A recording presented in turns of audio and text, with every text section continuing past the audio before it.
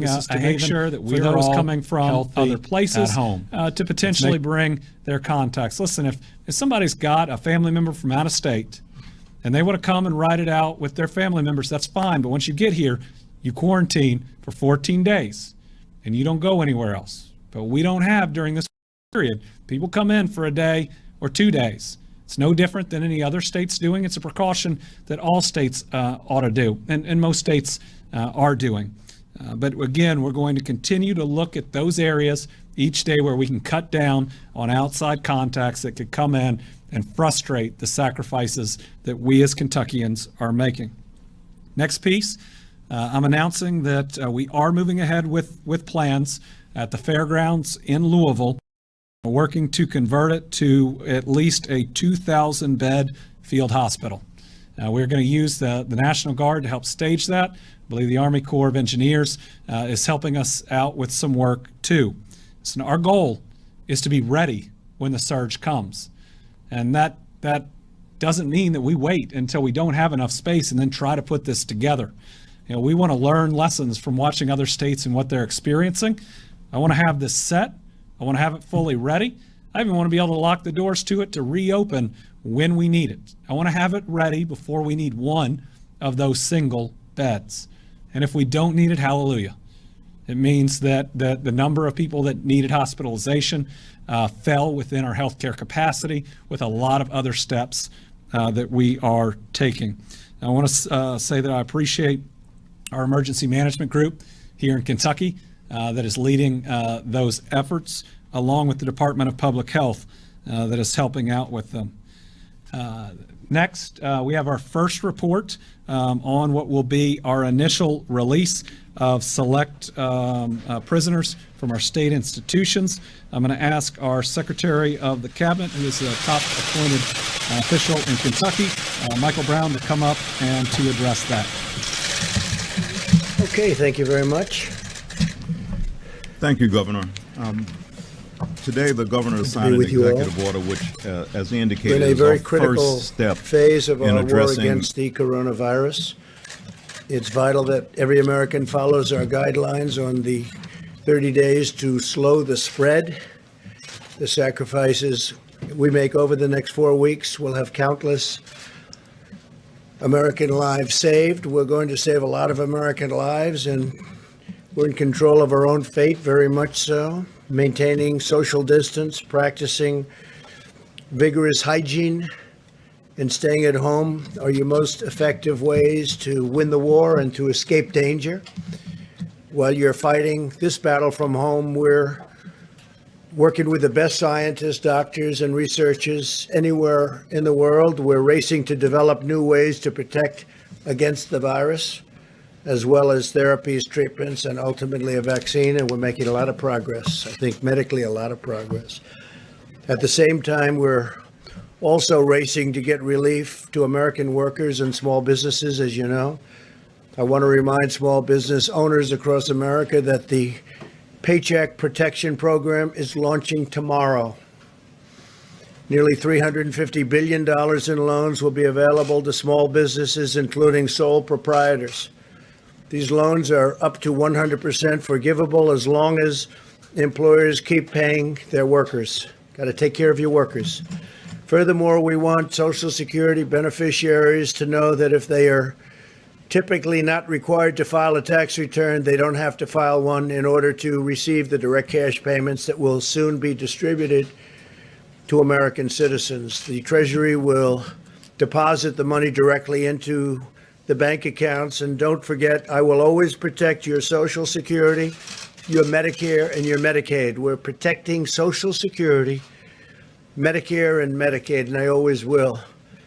I'd like now to invite SBA Administrator Jovita Carranza, who's doing a fantastic job. She's going to be very busy in the next little while.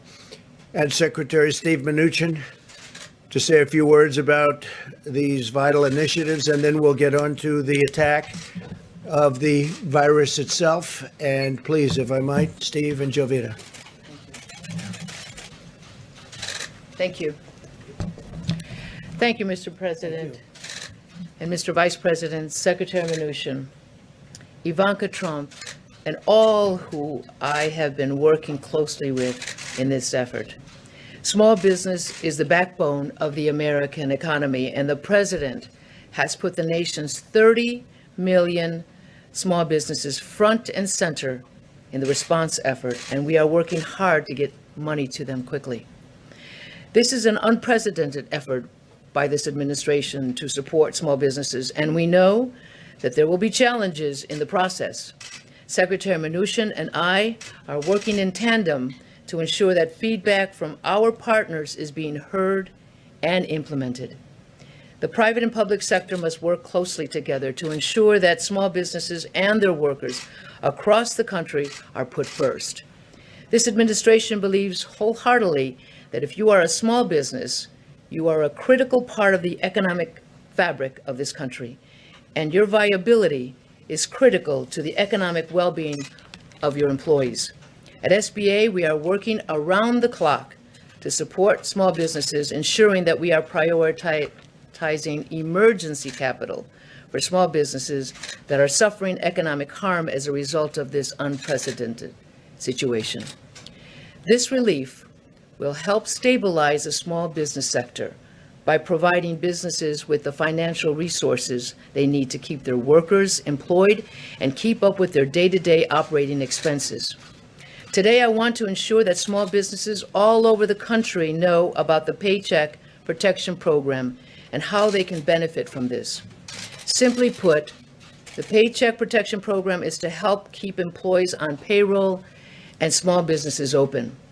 SBA will forgive the portion of the loan that is used toward job retention and certain other expenses.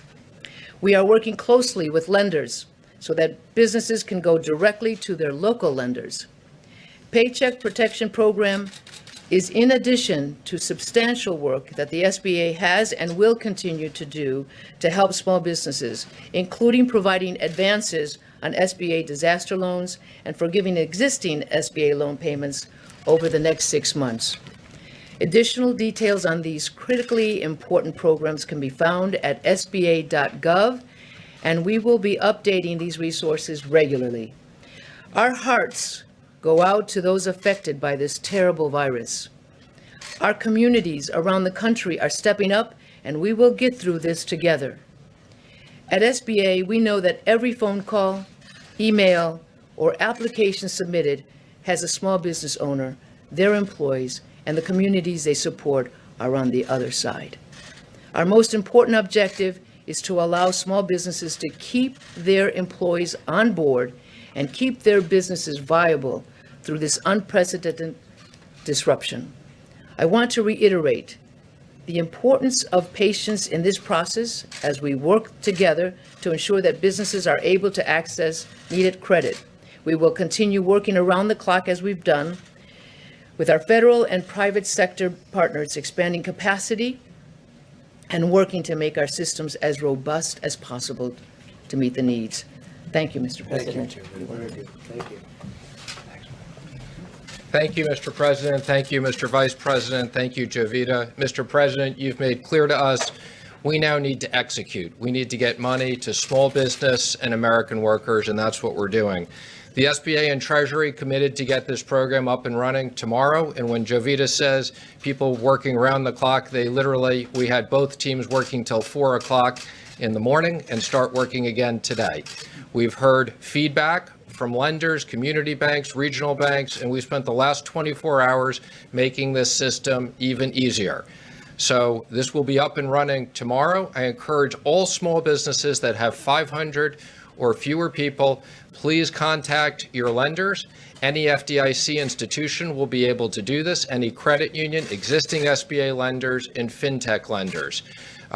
You get the money, you'll get it the same day. You use this to pay your workers. Please bring your workers back to work. If you've let them go, you have 8 weeks plus overhead. This is a very important program. I'm pleased to announce we are going to raise the interest rate on these loans. And again, the interest rate is paid for as part of the program. The borrower doesn't have to pay this to 1%.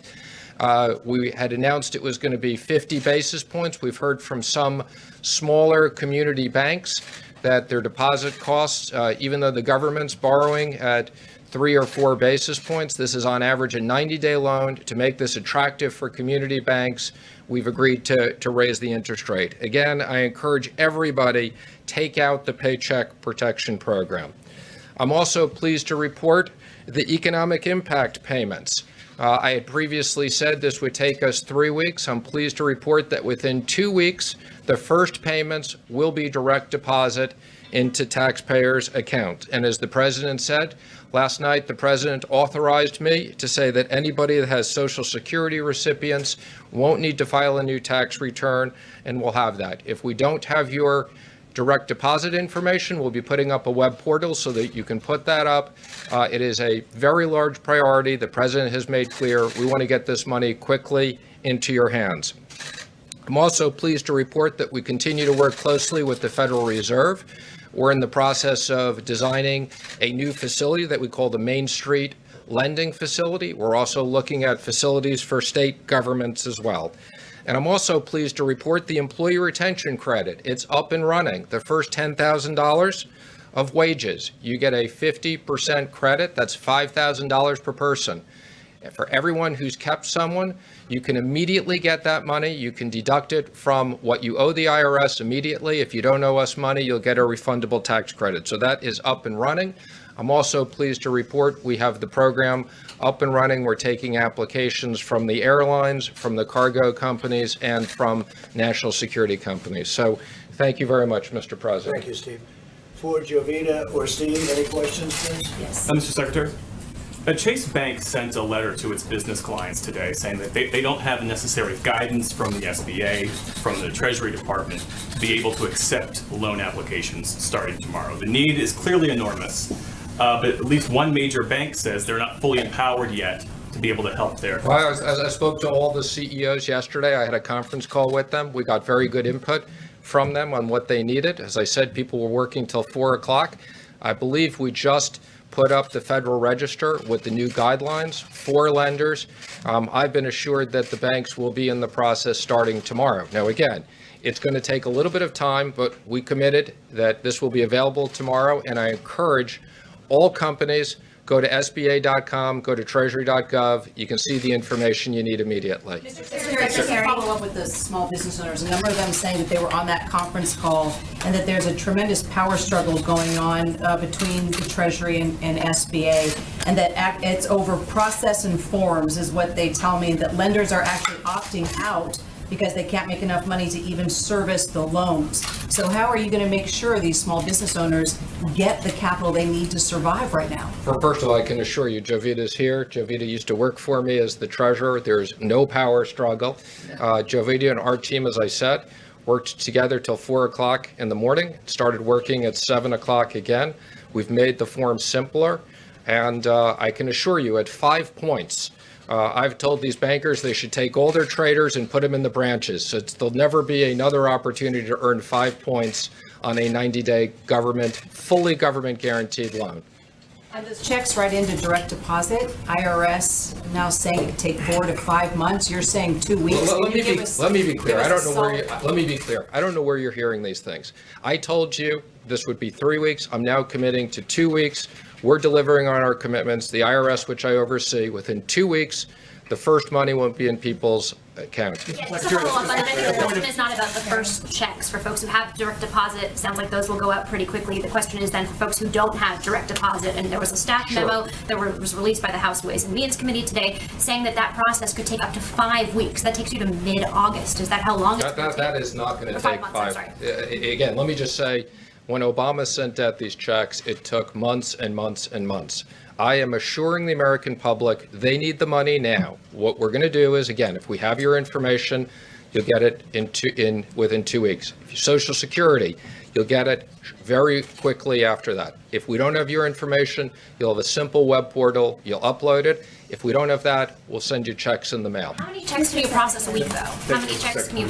Again, we can process a lot of checks, but we don't want to send checks. In this environment, we don't want people to get checks. We want to put money directly into their account. Thank you, Mr. Secretary. This is for, I guess, both you and the administrator. There have been some anecdotal reports that business people trying to get access to the online site to submit the applications. The website's been crashing. I've heard of webinars going offline because there's just too many people on them. So how are you guys going to be ready, tomorrow to get these loans out?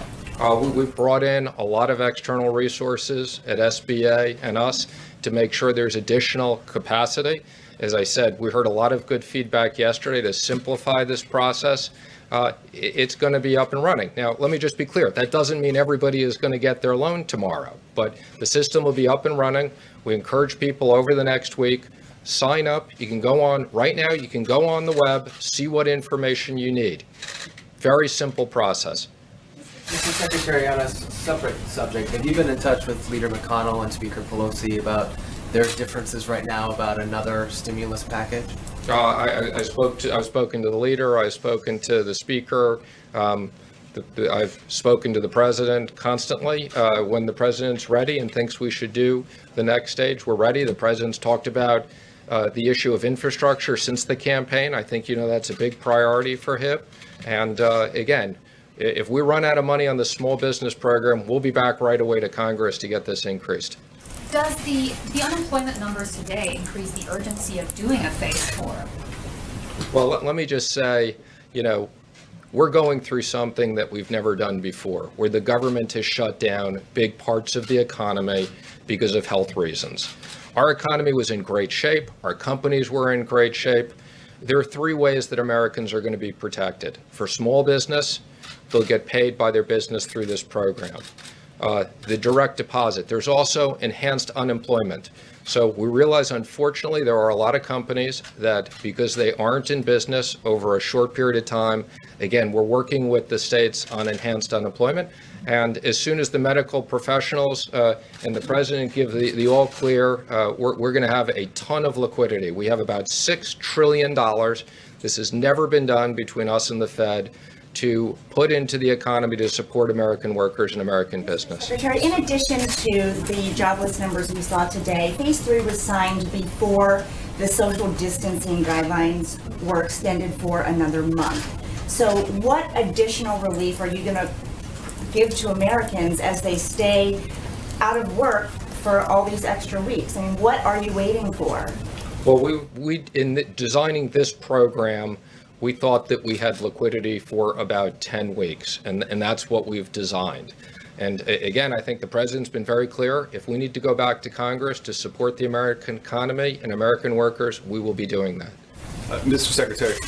Secretary Mnuchin, House Speaker Nancy Pelosi has formed a select committee to oversee the distribution of recovery funds, and she says she wants to make sure that those funds are wisely and efficiently spent. Do you think that select committee is something that's necessary? I don't. I mean, both parties wanted us to have oversight, wanted us to have transparency. We have full transparency.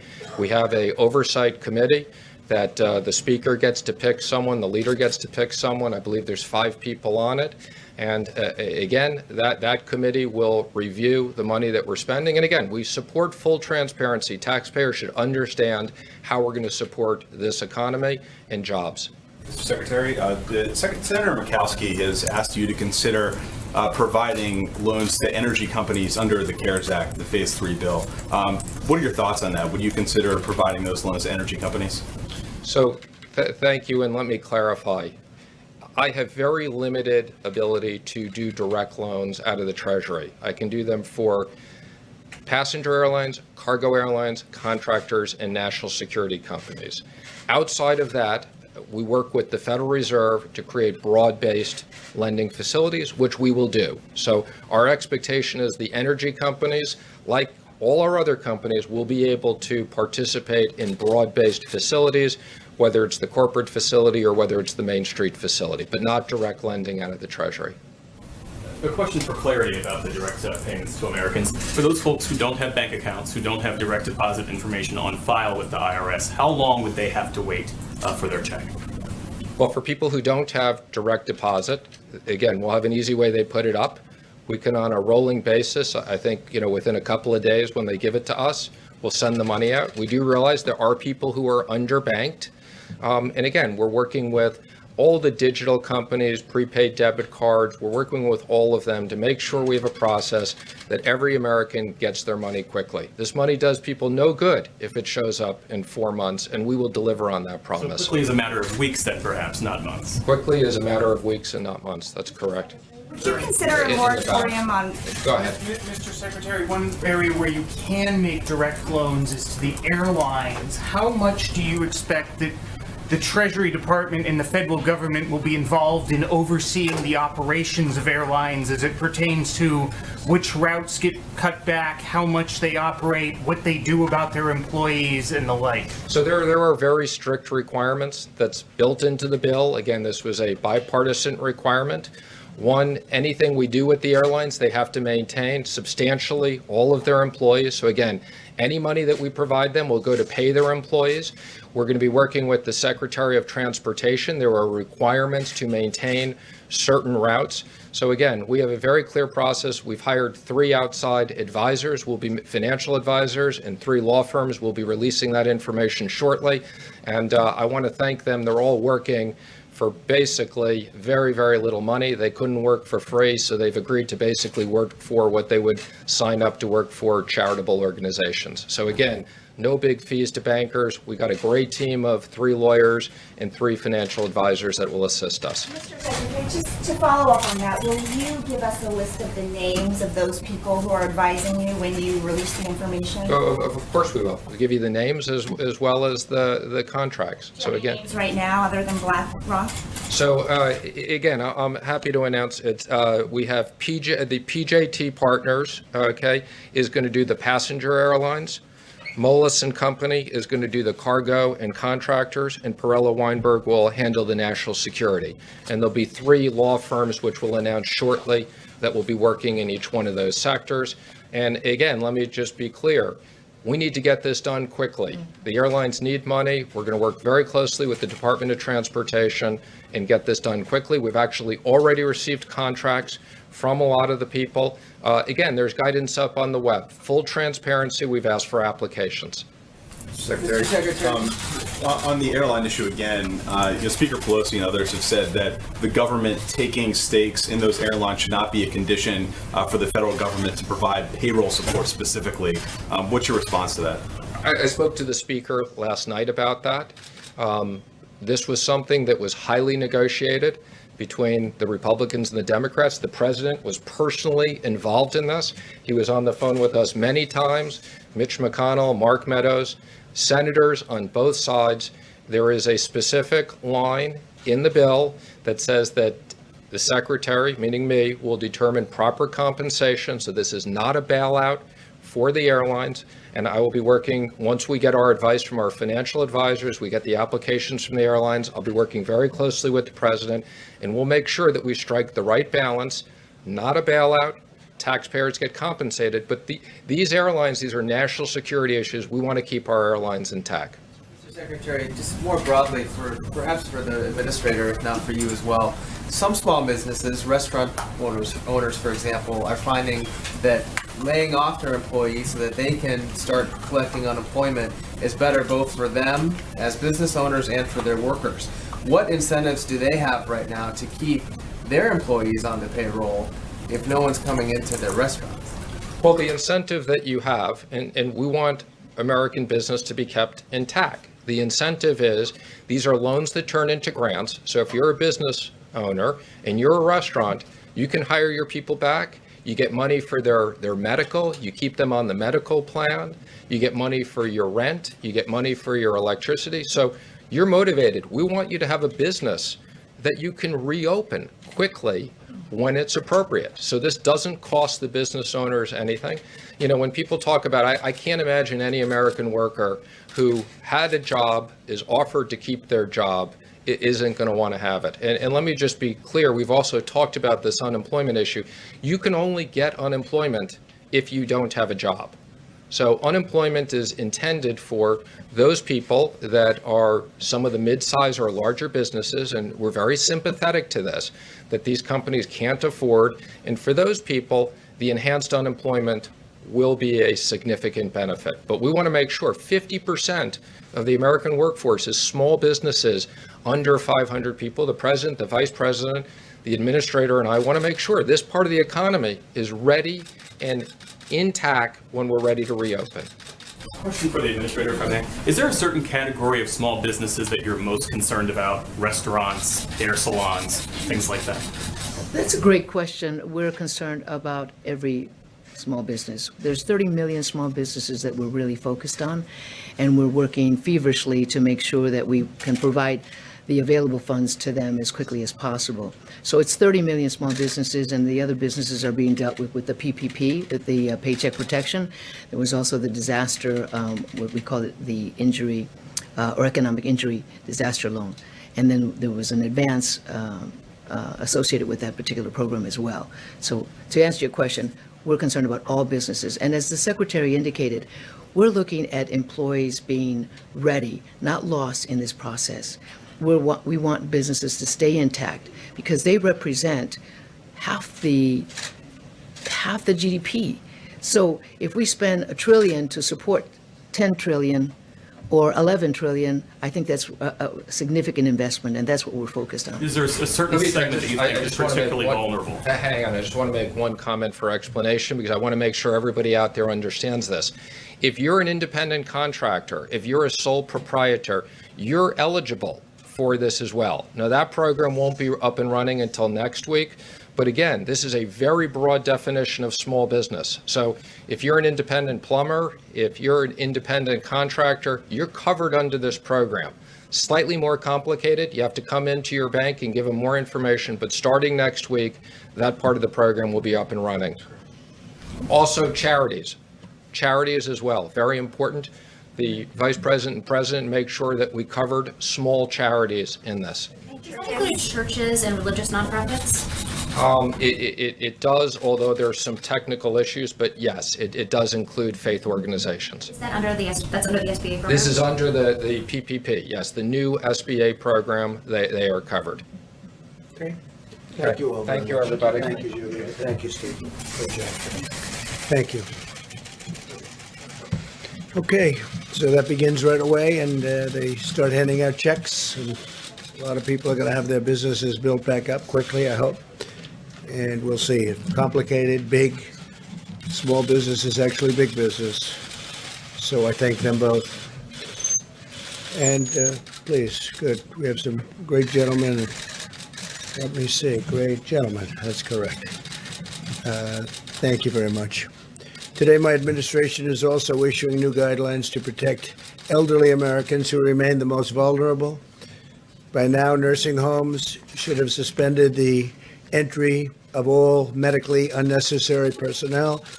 Today, we're further recommending that all nursing home facilities assign the same staff to care for the same group of residents consistently to minimize any potential spread. And we're also urging facilities to designate separate areas for healthy and sick residents.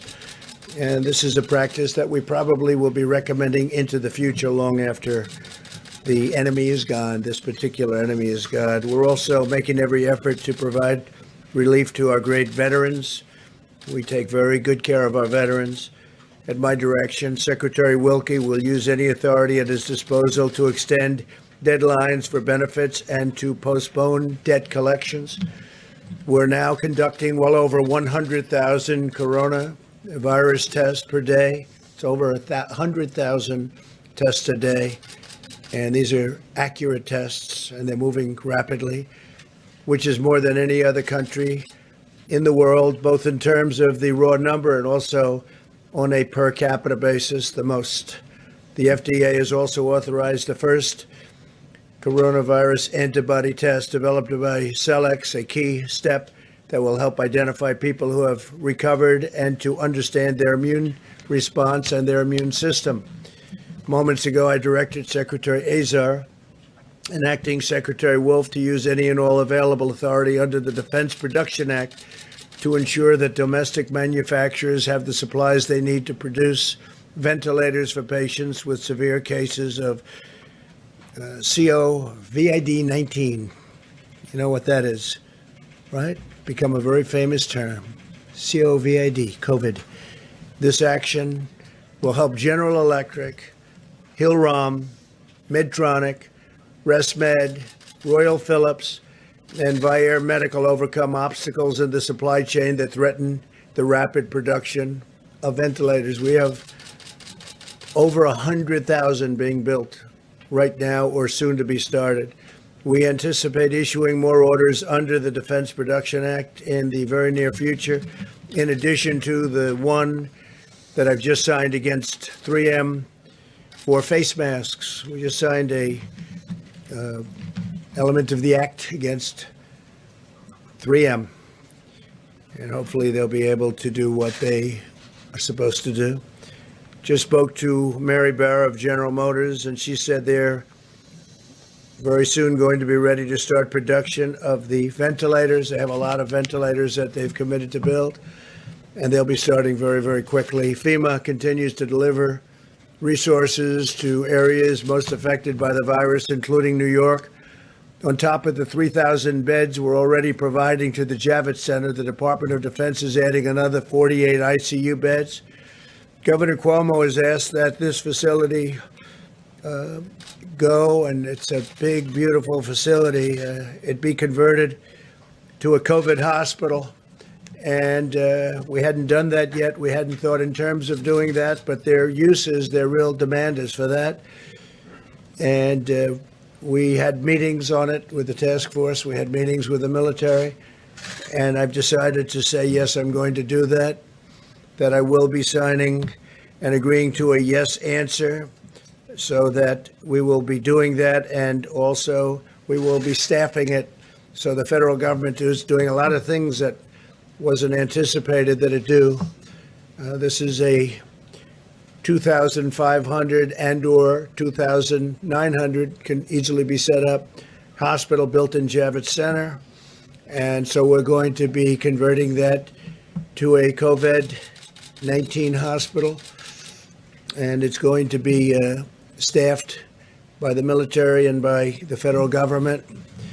And based on the fact that I agreed to that, we had two other facilities that were likewise asking for it, and that would be in Louisiana and also in Dallas, and we'll be doing those. We spoke to the governor of Louisiana, spoke to the governor of Texas, and we've told them that we will be staffing those hospitals again above and beyond, but that's okay. We have to do that. In addition, the USNS Comfort is docked in New York to accept patients. That is a non-COVID. To date, FEMA has delivered more than 4 million N95 mask respirators. And think of that, 4 million. Don't forget, we're a secondary source. The states are doing it, and we're backing them up. But we've gotten 4 million N95 respirators, 1.8 million surgical masks, 460,000 face shields, 1.4 million gloves, and 4,400 ventilators just to the city and to the state of New York. And some of them now are being sent. I spoke with both Governor Cuomo and Mayor de Blasio a little while ago, and some of them are being sent to the city. All of America stands with the people of New York in this time of need. It's definitely a hot spot, but we have other hot spots also, and we're taking care of them very, very strongly, very powerfully. We have the finest people in the world in those locations, and I think the federal government has not only acted early, but acted quickly, professionally. There's no people like this. Doctors, nurses, first responders, and other healthcare providers who want to help New York at this critical time should visit website nyc.gov/help-now. nyc.gov/help-now. They need help now. They need people to help them. We have great facilities, and we've built some brand new facilities, big ones, but we need help.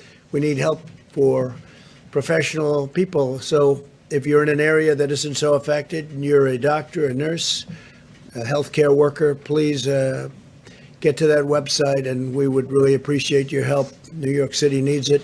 Louisiana, by the way, needs it.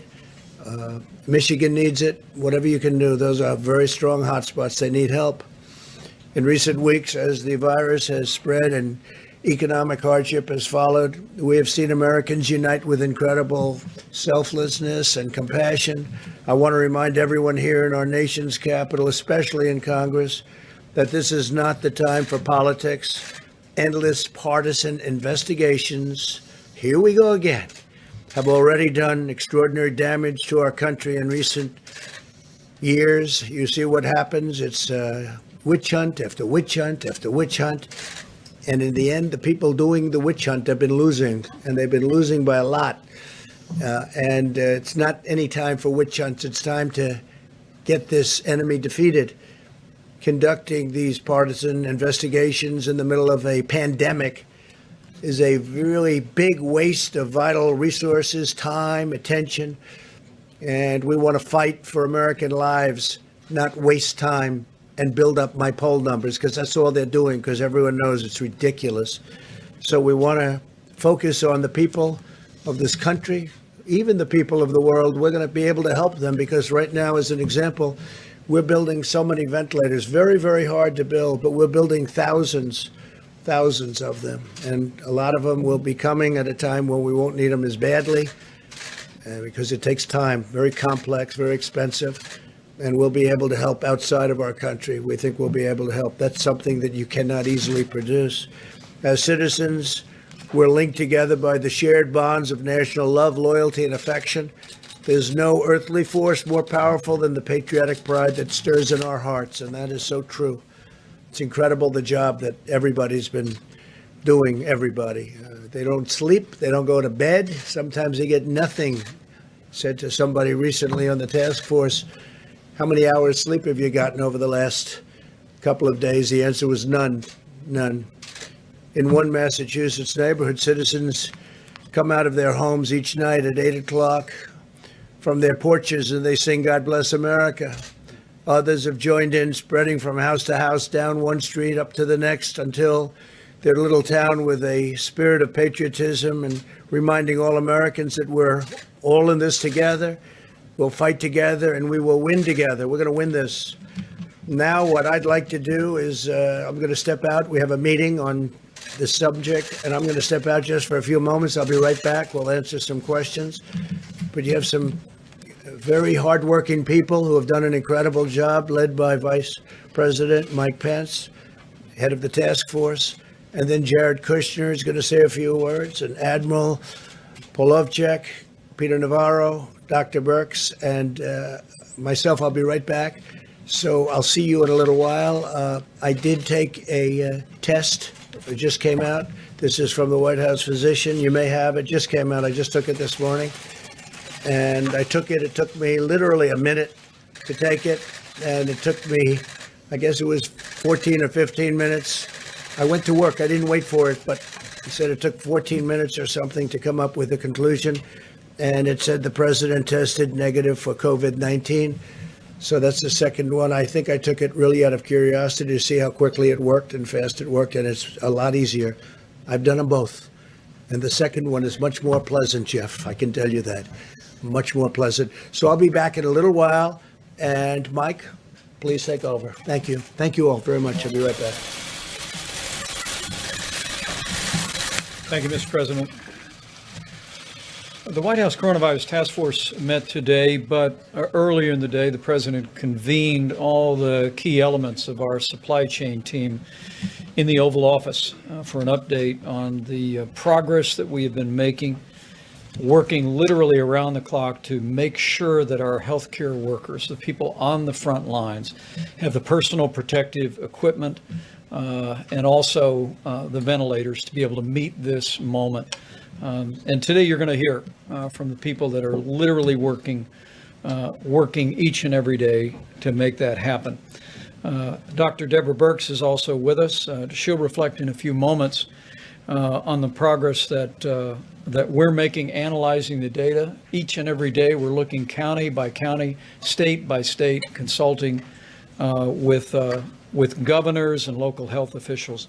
At the present moment, more than 1.3 million tests have been performed, and as you all are aware, some 236,000 Americans have tested positive for the coronavirus, with now the losses over 5,000 Americans, and our hearts are with their families.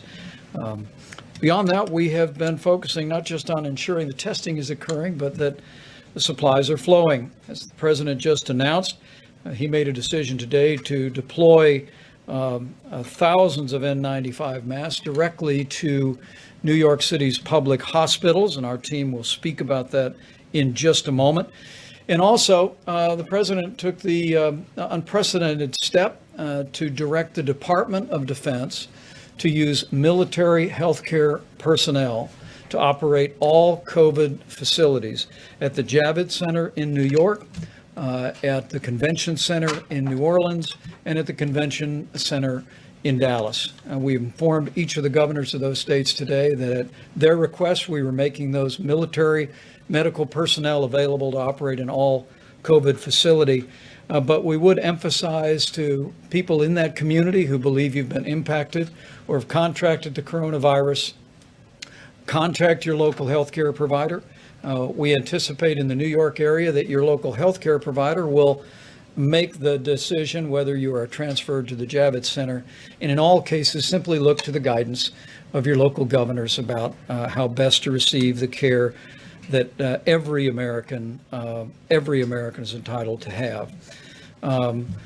Beyond that, let me say that we have been working through FEMA's acquisition process, not only to deploy, but to gather up personal protective equipment. And in just a few moments, you will hear from Admiral John Polovchik about the extraordinary progress that we have made in deploying not just the strategic national stockpile, but also in identifying on the commercial marketplace around America and around the world, literally millions of N95 masks, surgical gowns, gloves, protective equipment.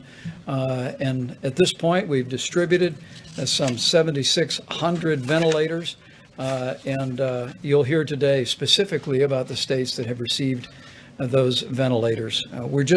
This team has truly acted in an inspiring way and literally is working with dozens and dozens of people at the FEMA Stabilization Task Force to make sure that we are leaving no stone unturned to find the supplies we need. Let me also say today you're going to hear from Jared Kushner, senior advisor to the President of the United States, but someone that the White House Coronavirus Task Force directed to work with FEMA on supply chain issues. And in recent weeks, he's been leading a working group in conjunction with FEMA that literally has identified millions of medical supplies around the nation and around the world. And we're grateful for his efforts and his leadership. Finally, you'll hear from Peter Navarro, who will explain the action the President took today using the Defense Production Act. But as you hear details today about medical supplies that have been distributed, those that have been purchased, those that we're making available, ventilators distributed to hospitals, and those that are available, let me just remind every American that you can make a difference in ensuring that every patient has the treatment that they deserve, every healthcare provider, every doctor and nurse's assistant has the protective gear to provide the care that you would want your family to have by putting into practice the President's 30 days to slow the spread. I mean, we want you to take to heart the President's coronavirus guidelines for America. First, to protect your own health, to protect the health of your family, to protect the health of your community. We know so many people are asymptomatic, and people that literally don't know they have the coronavirus but have the ability to infect others. We want you to put these guidelines into practice: social distancing, using a drive-through at a restaurant, washing your hands on a regular basis. But as we focus today on supplies, make no mistake about it, every American can make sure that our healthcare workers, and more importantly, Americans that are struggling with coronavirus, have the equipment to support their treatment by putting these principles into practice. Because the fewer Americans that contract the coronavirus, the fewer Americans will have to enter our healthcare system. and that'll continue to preserve the capacity in our healthcare economy. So we thank the millions of Americans who've responded in the first 2 days of 30 days to slow the spread. And I'm just absolutely confident that in the days ahead, every American's going to do their part for your health, your family's health, the health of your community, and to ensure the strength and vitality of the greatest healthcare system in the world. With that, let me introduce Jared Kushner to speak about the work that he's been doing, working with FEMA on ensuring a strong supply chain to meet this moment. Jared? Thank you, Mr. Vice President, and thank you for your great leadership on the task force. And thank you to Dr. Birx and Dr. Fauci as well. It's been an honor working with you these past few weeks. When the Vice President first asked me to help on the task force with different tasks, I asked the President what he expected from the task force and how I can best serve him and the task force. What the President asked is that all of the recommendations that we make be based on data. He wanted us to be very rigorous to make sure that we were studying the data, collecting data. A lot of things in this country were happening very quickly, and we wanted to make sure that we were trying to keep updating our models and making sure that we were making informed decisions and informed recommendations to him based on the data that we were able to collect and put together.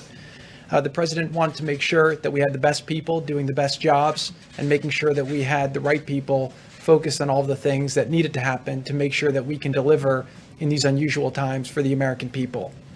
The President also instructed me to make sure that I break down every barrier needed to make sure that the teams can succeed. This is an effort where the government is doing things that the government doesn't normally do. We're stretching, we're acting very quickly, and the President wants to make sure that the White House is fully behind the different people running the different lines of effort to make sure that we get everything done in a speed that the President demands. The President also wanted us to make sure we think outside the box, make sure we're finding all the best thinkers in the country, making sure we're getting all the best ideas, and that we're doing everything possible to make sure that we can keep Americans safe and make sure we bring a quick end to this in the best way possible and balance all the different aspects that need to be thought of while we do this. This truly is a historic challenge. We have not seen something like this in a very, very long time, but I am very confident that by bringing innovative solutions to these hard problems, we will make progress. Today, we were briefing the President earlier. He asked me to come out and talk a little bit about what we've been doing on the supply chain task force, which Admiral Plavchek has been leading. And what he's been very impressed by is the way that we've been resourceful to find product all over the world, all over the country, and we are finding ways to solve the different problems. The President's been very, very hands-on in this. He's really instructed us to leave no stone unturned. Just this morning, very early this morning, I got a call from the President. He told me he was hearing from friends of his in New York that the New York public hospital system was running low on critical supply. He instructed me this morning. I called Dr. Katz, who runs the system, asked him which supply was the most supply he was nervous about. He told me it was the N95 masks. I asked what his daily burn was, and I basically got that number. Called up Admiral Plavchek, made sure we had the inventory. We went to the President today, and earlier today the President called Mayor de Blasio to inform him that we were going to send a month of supply to the New York public hospital system to make sure that the workers on the front line can rest assured that they have the N95 masks that they need to get through the next month. We'll be doing similar things with all the different public hospitals that are in the hotspot zones and making sure that we're constantly in communications with the local communities. One thing I will say, just based on data, is that we've been getting a lot of data from different governors and from different mayors and from different cities.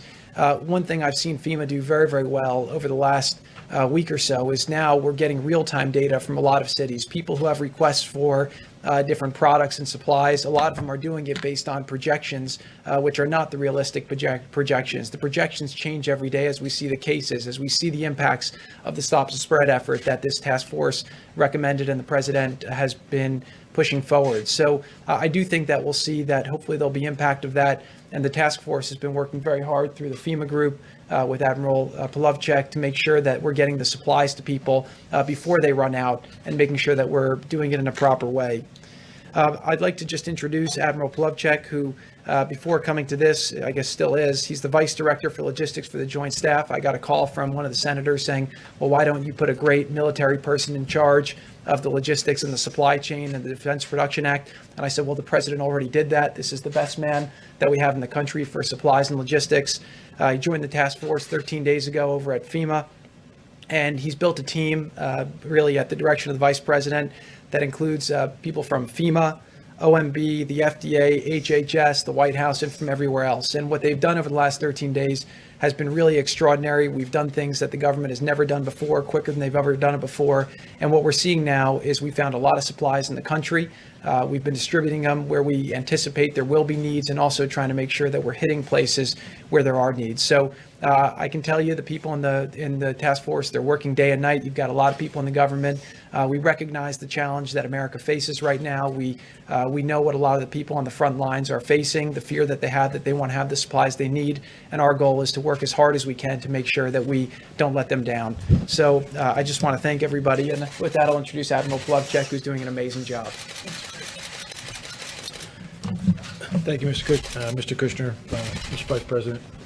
So today I'm going to cover a couple items, five things. First thing I'm going to talk about is resources pushed out from the federal government. And then I'm going to talk about this air bridge, which you may have heard about. I'm going to talk about data. As you said, Mr. Kushner is absolutely right. We're trying to be data driven. And then I'm going to talk a little bit about how we're trying to expand the industrial base here to meet this challenge. So the first thing I want to talk about is surgical masks.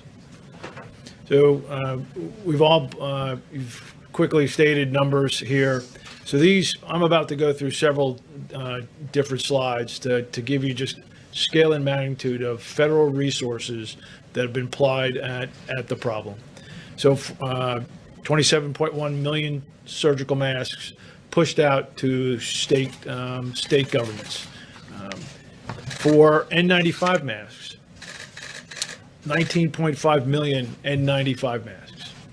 And so if I was in a local hospital that was running short, I would look upward because the federal government has pushed out resources.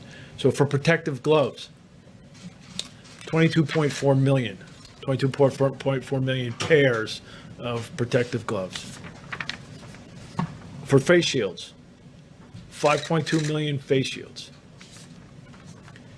For ventilators, we have pushed to the states more than 7,600 ventilators, and I think as I was coming over here, that number's changed slightly. I think it's now 7,640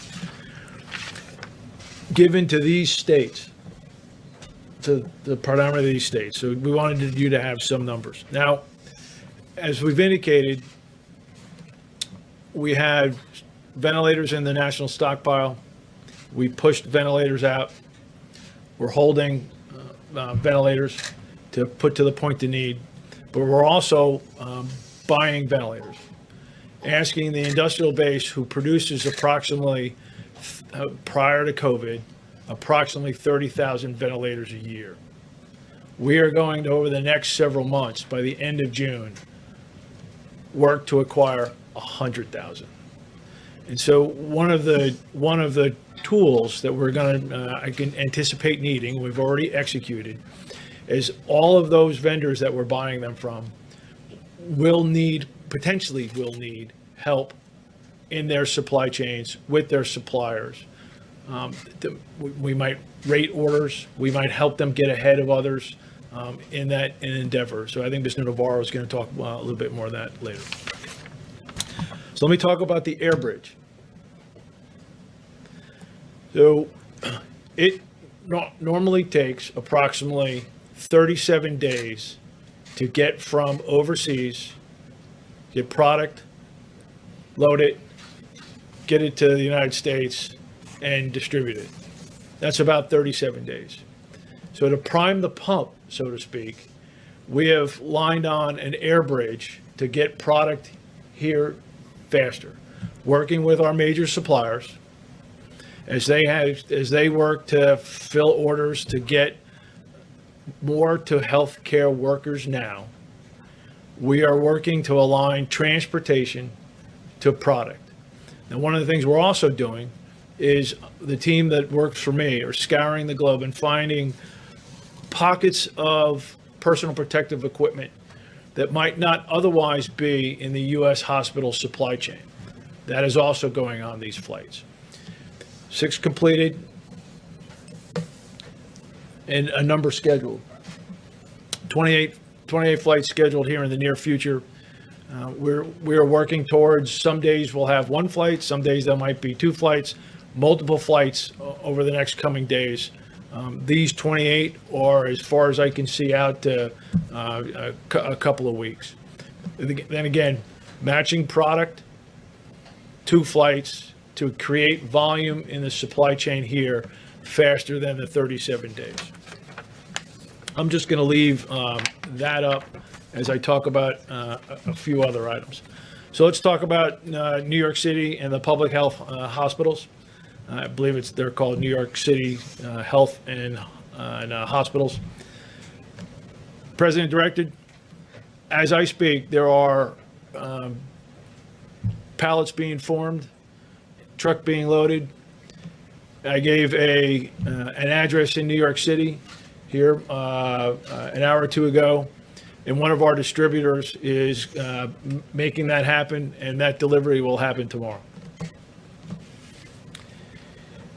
On the data front, this is almost unprecedented. This is a commercial supply chain with 6 to 7 major distributors of health equipment.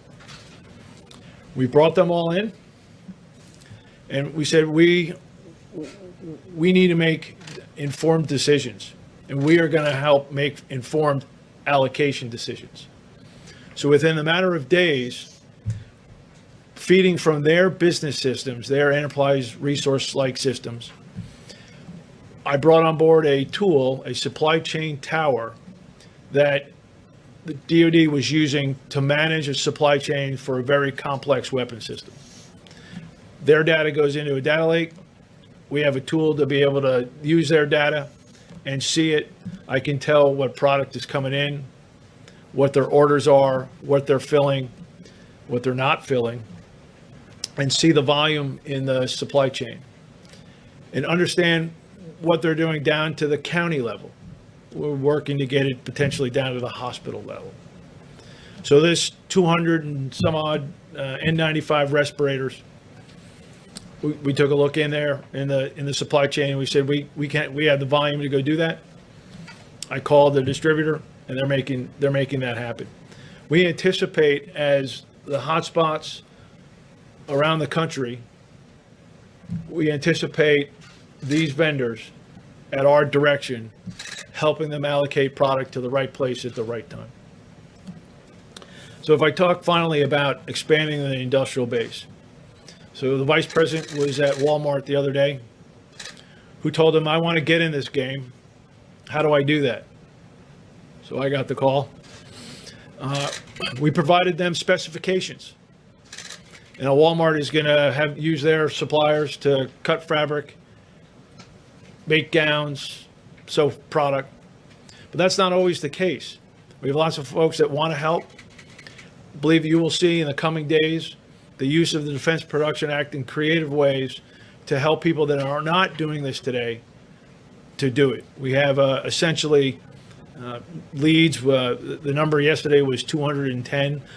I believe it probably grew today, that we are working with to find how each one of those might need help to get in the game that's not in the game, to increase the throughput through the healthcare market. Again, the president gave me one task: get more to our healthcare workers now. And I took that to heart, because I have, not that I don't need that from the president to that direction to move out, but I have family in New York. My sister's a nurse practitioner in a Westchester hospital,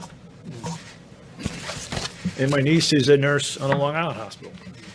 And I have other healthcare professionals in the family. So I have skin in this game, and the president asked me to get more to the healthcare workers. I'm going to get more to healthcare workers. I'd like to hand over to Mr. Navarro. The 200,000 is going out as we Very speak. specific about that. It'll be delivered tomorrow. Question. Let me be clear on that if I can. what Jared announced, what the Admiral just unpacked, is that pallets are being loaded right now to send 200,000 N95 masks to New York City, to the public health hospitals. So to the public health warehouse in New York City. All the healthcare workers, help is on the way. Based on the tools and the data you have available to you, where is the logjam? Where has it been? How have you identified that? Because as you say, all this, millions more PPE is going out the door. As you well know, the frontline medical workers I would answer you this way. We put up a lot of numbers. I said that if you're in a hospital and you're not seeing PPE, I would look up to the state level first. From governors we who are aren't saying they seeing- can't get the medical equipment that they need. And the They reason don't have for it. that is because according to governors, and also by the fact that we haven't seen any numbers up there about what is going to the private sector, can you tell us what percentage of the supplies on these large cargo planes are going to private companies versus FEMA versus the states? So FEMA's 80%?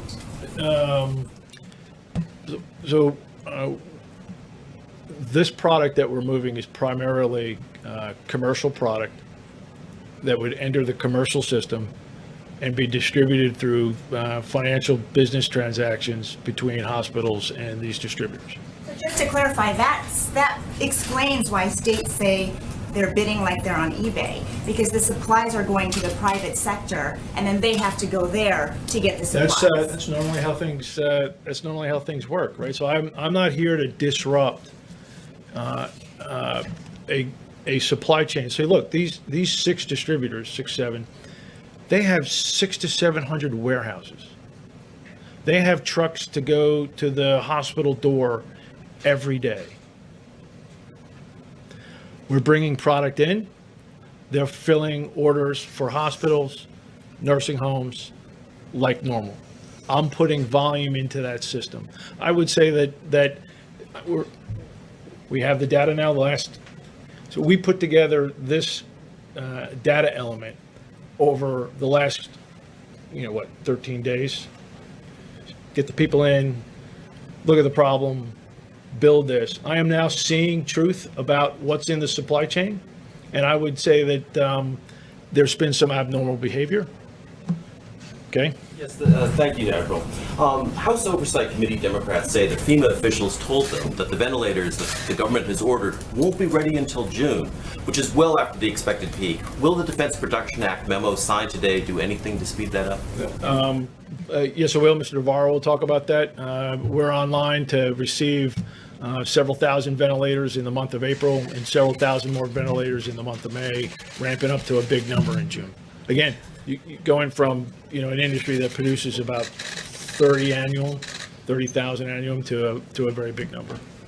Are you confident that the system means the states with the greatest need are getting the supplies? Yeah, so, because a lot of governors are saying that they can't get what they need, and different states have more pressing urgency, obviously, depending on the case. So we're marrying up where CDC, where the demand for COVID is, to what's in the commercial system. We're providing that to the commercial system, and we are making allocations to those of most pressing need. 13 days, we now have the data. We now can make informed decisions. And so all of the I need, I now know the volume that has been happening and needs to be happening. So, Admiral, with that, and Mr. President, I'd love for you to weigh in on this as well. You talk about, you alluded to the fact there is possibly some shady business going on, that the product is here in the United States. And coming here. Yes, and it is coming here. It's coming from China. It's in warehouses. It's being made here in the United States. It's in warehouses, but it's going to the highest bidder. So what can be done to keep those products here in the United States, not go overseas where companies are making a lot of money and get it distributed to the most critical places here in the U.S. I would love to hear from, how's that being done? Because doctors, I've talked to surgeons on a regular basis. Let me give you the bigger view of the DPA, and we'll directly address that.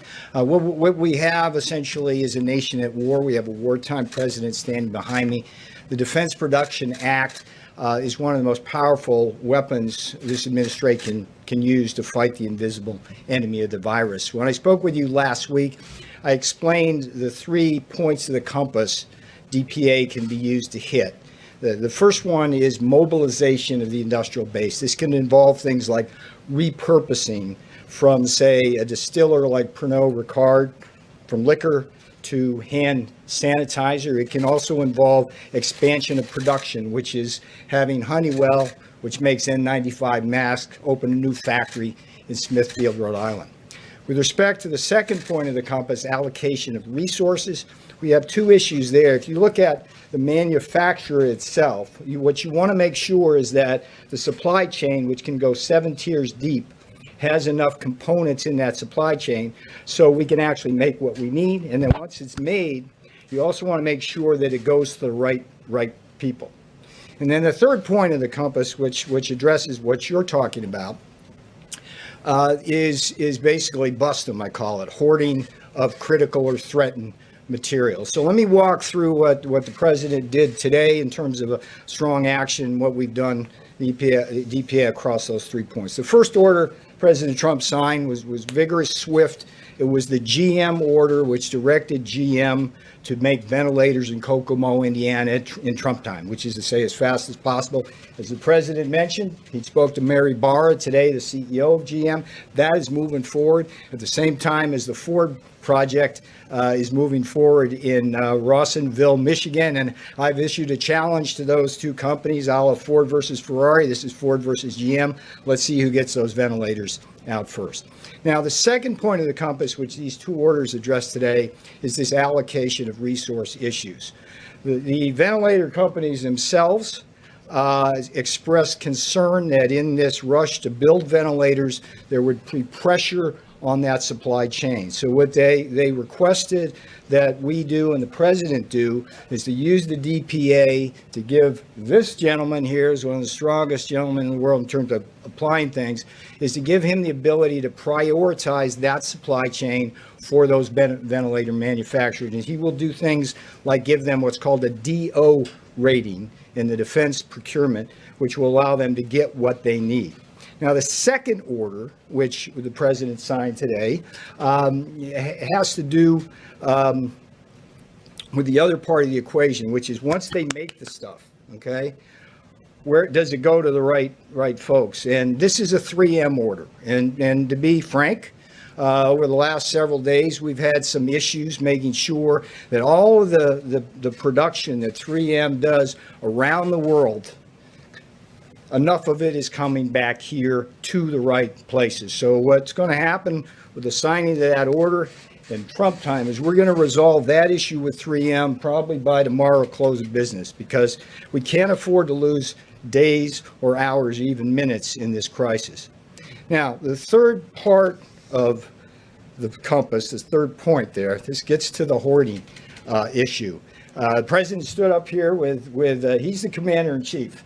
But we have a sheriff in town, too, Attorney General Barr. And he stood up here with Attorney General Barr, and Bill Barr said, I'm going to go out and bust him. And guess what? 3 days ago, DOJ went into a warehouse in Jersey, grabbed PPE, and the beauty of that wasn't only seized, but within hours, it was turned around and given to healthcare professionals in New York and New Jersey. That's a beautiful thing. That's a beautiful case of using the DPA. Now, what's going to happen tomorrow is the president's going to sign another order, which is in the works. This is interesting. There is a black market springing up, which you have described, where we're having people bid against each other. Brokers come in, they're bidding and bidding on all this different PPE. It's driving the price up. And guess what? You know where it's going? The domestic sources here are being exported. When President Trump heard about that, he said, that's not going to happen anymore on my watch. So tomorrow, we're bringing that order, and what's going to do is it's going to empower Customs and Border Protection with the help of people like the Post Office and express mail consigners like UPS to basically deal with that issue. So we are going to crack down unmercifully. And I would say to the hoarders out there, the brokers who are trying to make money off the misery of people in this country or around the world, that's got to stop. But if you've got inventory, what you need to do is pick up a phone and not call somebody out around the world. We got some stuff, we'll give it to you at a fair price and be done with that, because that stuff has absolutely got to stop. So that's hang on. So that's what we're going to be looking for. And when we hear cases like this, we're going to aggressively issue order after order to crack down on it. Now, this is not my role to take a bunch of questions, but let me tell you one other thing before I leave the podium. It's a story which I'd love to share with you today, because this again illustrates one of the key principles of this president and this vice president, which is to wed the full force of the federal government with the full power of private enterprise. And just 2 days ago, we at the White House got an urgent SOS from the chief of police of the New York Police Department. And they are in a situation now, because of the strain on their resources, where personnel such as their homicide detectives were having to go on into houses and deal with COVID issues without protective gear. Now, the beauty of this president is, because of his leadership, we were able to solve that problem in 2 phone calls. 2 phone calls. The first one went to Phoebe Novakovic at General Dynamics. Phoebe, can you call Tom Kennedy at Raytheon? I need you guys to basically scoop up all the Tyvek suits you can, and find any gloves you can. This president, under his leadership, and the voluntary efforts and the pride and patriotism you talked about earlier, that we had 4,000 Tyvek suits delivered to the New York PD within 16 hours. That's a new record in Trump time. At the same time, a second phone call was made to Tara Engel at Pernod Ricard and Laura Lane at UPS. They were on the same phone call. And I said, Tara, Laura, we got this issue. They need hand sanitizer.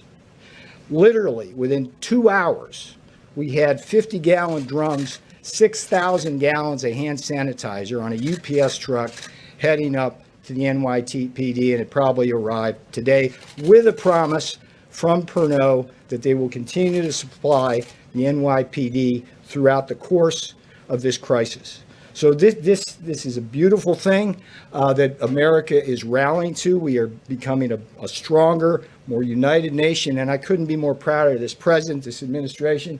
These guys up here are doing a heck of a job organizing the supply chain. And my promise to you is that the president is going to use that DPA to make sure that the American people, particularly our healthcare, particularly our healthcare professionals, get the PPE, the medicines, everything we need. So let me stop there. I don't think it's my place here to field a bunch of questions. Good job. Thank you. Okay. What's the status of the Buy American executive order? Go ahead. No, go ahead. Ed, you go ahead. Okay. Come here. One of the things that this crisis has taught us, sir, is that we are dangerously over-dependent on a global supply chain. For our medicines, like penicillin, our medical supplies, like masks, and our medical equipment, like ventilators. We have right now, as we speak, over 50 countries have already imposed some forms of export restrictions in their country against the rest of the world. And what we're learning from that is that no matter how many treaties you have, no matter how many alliances, no matter how many phone calls, when push comes to shove, you run the risk as a nation of not having what you need. And if there's any vindication of the president's Buy American, secure borders, and a strong manufacturing base philosophy, strategy, and belief, it is this crisis, because it underscores everything that we see there. So the Buy American order, which is going through process, would do do a couple things. It would simply say, not during this crisis, because we don't want to disrupt anything. I want to be really clear about that. But going forward, after this is over, the VA, DOD, HHS, and this government buys American for essential medicines, our medical countermeasures, and the medical supplies and equipment we need. At the same time, it will deregulate so we can get the FDA and EPA to facilitate domestic manufacturing, and then innovate. Because the key here is having advanced manufacturing on U.S. soil that can leapfrog other countries so we don't have to worry about competing against cheap sweatshop labor, lax environmental regulations, different tax regimes, and the massive subsidies of foreign governments who are actually directly attacking our industrial base. So be patient with that, sir. It's the other priorities we have right now are the DPA and what the task force is doing. But if we learn anything from this crisis, it should be never again should we have to depend on the rest of the world for our essential medicines and countermeasures. And by the way, we've cut them out also, to be honest. We've stopped orders going from certain places. And in a couple of places, like we had a big order going to Italy on important outfits and some ventilators, and it was going to Italy. They made the order a long time ago. And I said, you got to let it go. They had an order, and I could have cut it. Under the act, I could have cut it. I said, nope, you can't do that. You got to let it go. You know, they have big problems. We had an order going to Spain, and I said, let it go. I could have stopped it. I said, let it go. We're going to be fine. I said, let it go. So it works that way also.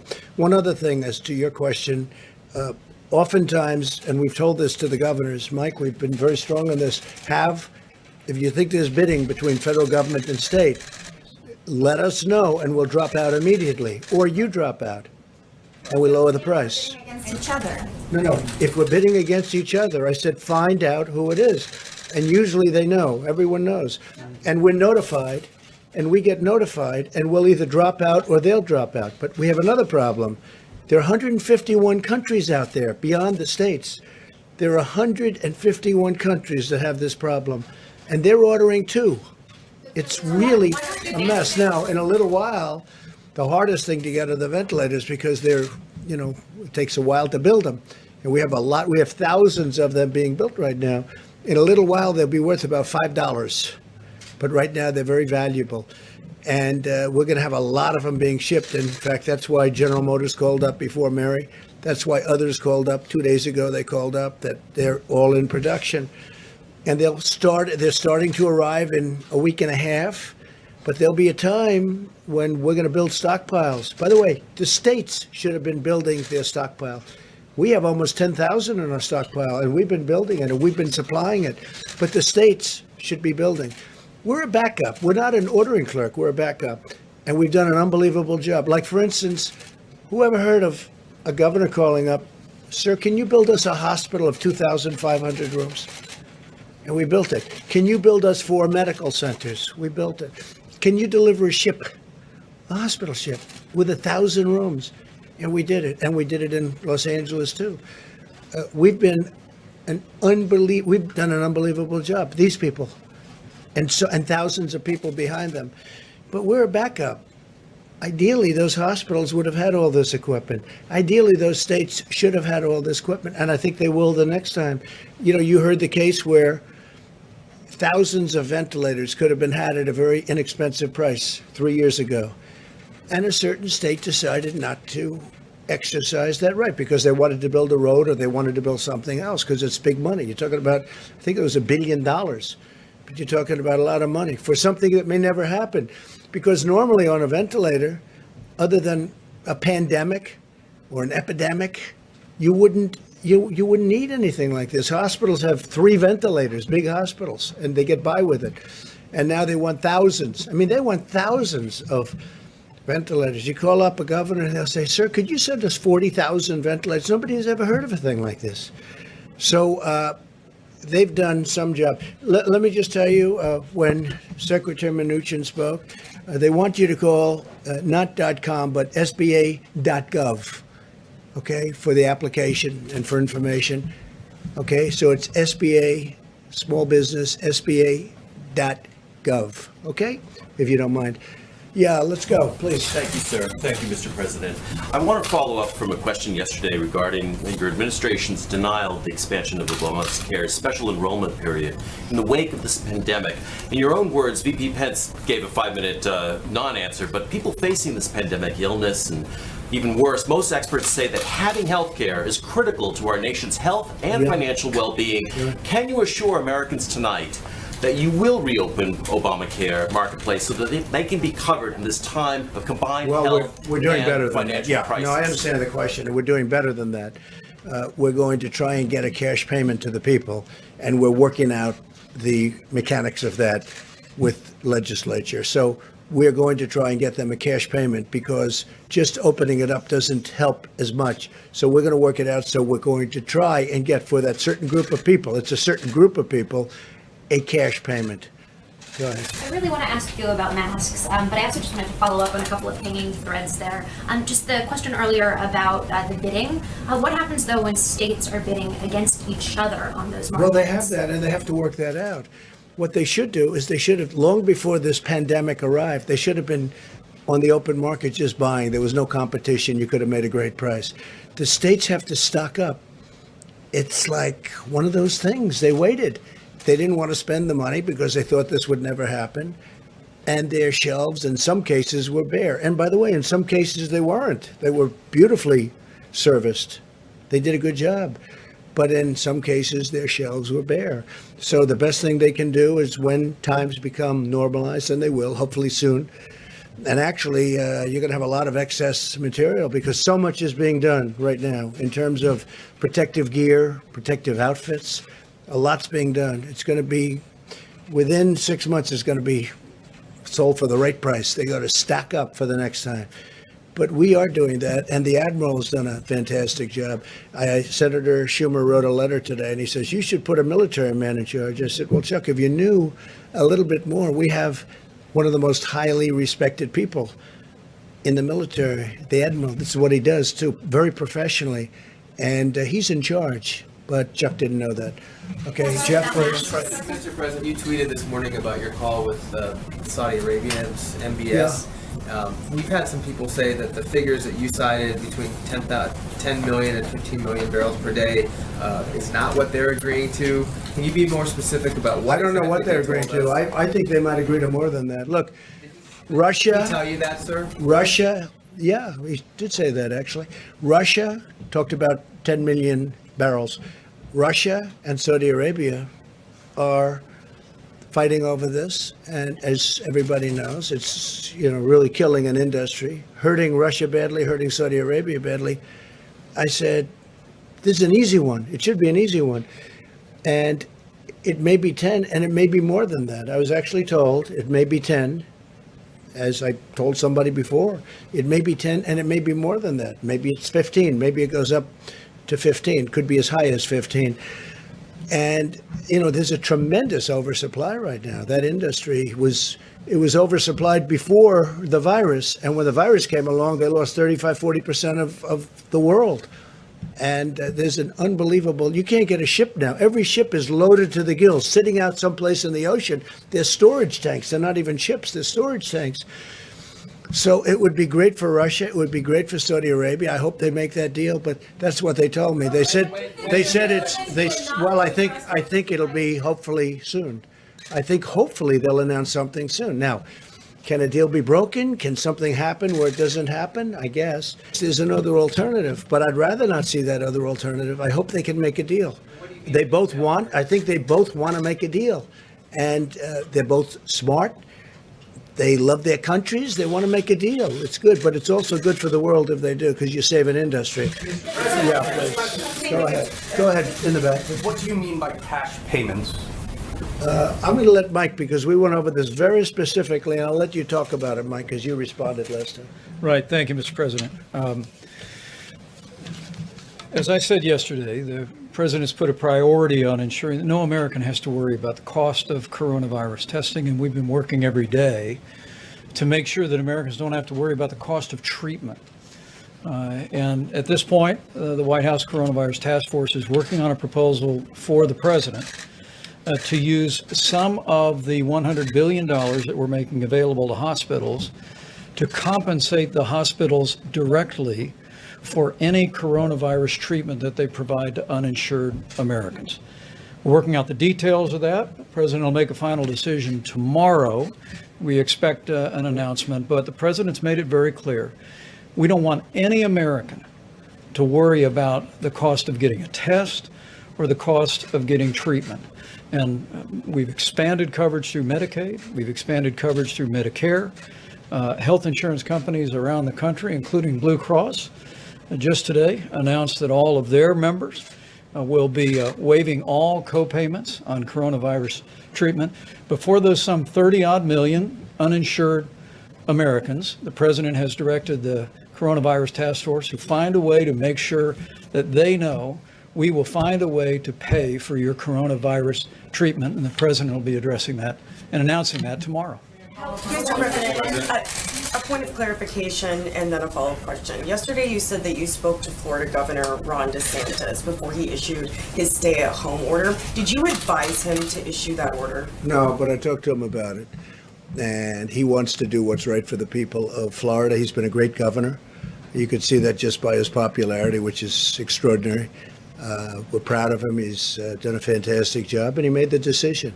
But we spoke before he made the decision, yes. And he had also said that he is considering putting people who are suspected of having coronavirus or who have tested positive for it in isolation centers, and that he could That I haven't heard. No, that I haven't. So he hasn't consulted with I you. haven't heard that. Yes. Thank you, Mr. President. Ebony Bowden from the New York Post.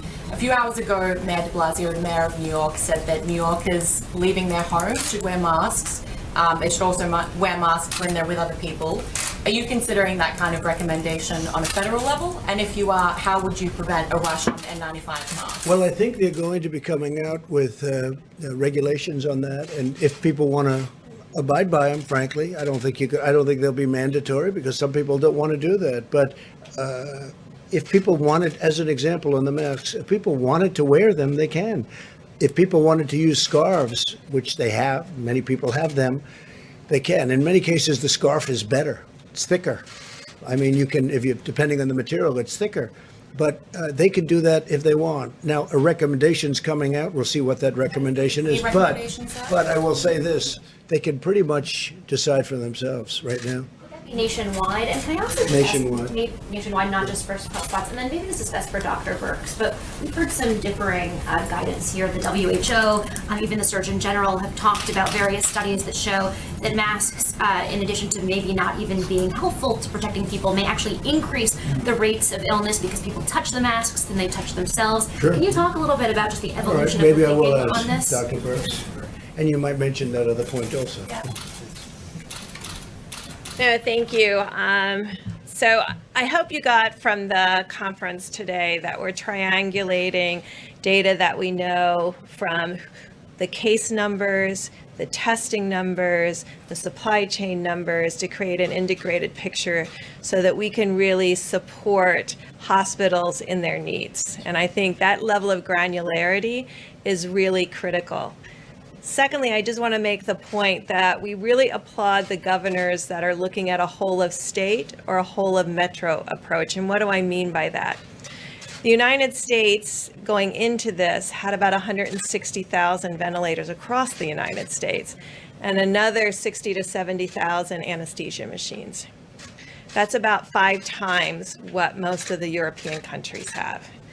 But it's a matter of distribution to need. And I really applaud the governors that are bringing together their public hospitals with their more private hospitals and their visibility across their state. Because what we tried to talk about yesterday is every state, every county is different. And that's why we're looking at it at that level of granularity. And as we move through this epidemic, the needs need to be very tailored to those counties and frankly, those hospitals. I mean, there's a reason why the president and Mr. Kushner have been very much involved in finding out what the public hospitals need. Why is that? Because the public hospitals sometimes have the weakest supply chain because they're often sometimes not as attractive to private sector distributors, or they may be too busy caring for the needs of patients to be really on top of their order forms and their supply chains. So really listening to the community that's at the front of this fight and getting feedback from those specific communities, no matter where they are, and listening to the frontline healthcare workers, because it's their reality that is important to all of us, whether you're the mayor or the governor or the federal government. And if they're saying they need something, we have to work together to supply that. And so that's what you're seeing with this triangulation. Every county will move through this differently, and that allows us to move around these vital issues that protect the frontline healthcare workers and protect the patients through the ventilators to make sure that the supply chain is aligned with the need as it happens. Now, you have to have very good data in order to be willing to work in that level of granularity. And that's what we've been working on to really develop that level of granularity to ensure that. So I just wanted to say one other thing about testing, just to give you the bottom line data of what we're seeing. We appreciate the groups who are reporting. Not everyone is reporting yet. And this is part of us trying to understand at a very granular level. We do have 2 states that do have 35% positives, and that's New York and New Jersey. So that confirms very clearly that that's a very clear and important hot zone. Louisiana, though, has 26% of their tests are positive. Michigan, Connecticut, Indiana, Georgia, Illinois, so that should tell you where the next hotspots are coming, are at 15% test positive, and then Colorado, DC, Rhode Island, and Massachusetts are at 13%. There's a significant number of states still under 10%, every one that I didn't discuss. California and Washington remain steady at an 8% rate. So what we're seeing finally is testing improving, more testing being done, still a high level of negatives in states without hotspots, allowing them to do more of this surveillance and containment. And then prioritizing this new rapid test kit to those areas that may not have the same amount of access to the Indian health services and to the public health institutions and the public health and state labs, so that they can use that and start forward leaning into surveillance. Now, we know that our people waiting for tests, and they're waiting for tests because when these areas became when they got onto the logarithmic curve, we prioritized people whose decisions, where the test decision would make it critical for their care. And so we prioritized hospitals, and we prioritized nurses and doctors and frontline workers. So that means if you went through a drive-through or you went through your doctor, you could have that delay. So the masks. So what I tried to give you is how we're using data in a very granular way. And so there's experiential data. When you look at communities that have oftentimes utilized masks in general for personal protection from when they particularly are themselves sick and have used their mask in public. And we've looked at the rate of this COVID-19 in those populations. And then we're looking at the scientific evidence to bring those 2 pieces together. Let me just say one thing though. The most important thing is the social distancing and washing your hands. And we don't want people to get an artificial sense of protection because they're behind a mask. Because if they're touching things, remember, your eyes are not in the mask. So if you're touching things and then touching your eyes, you're exposing yourself in the same way.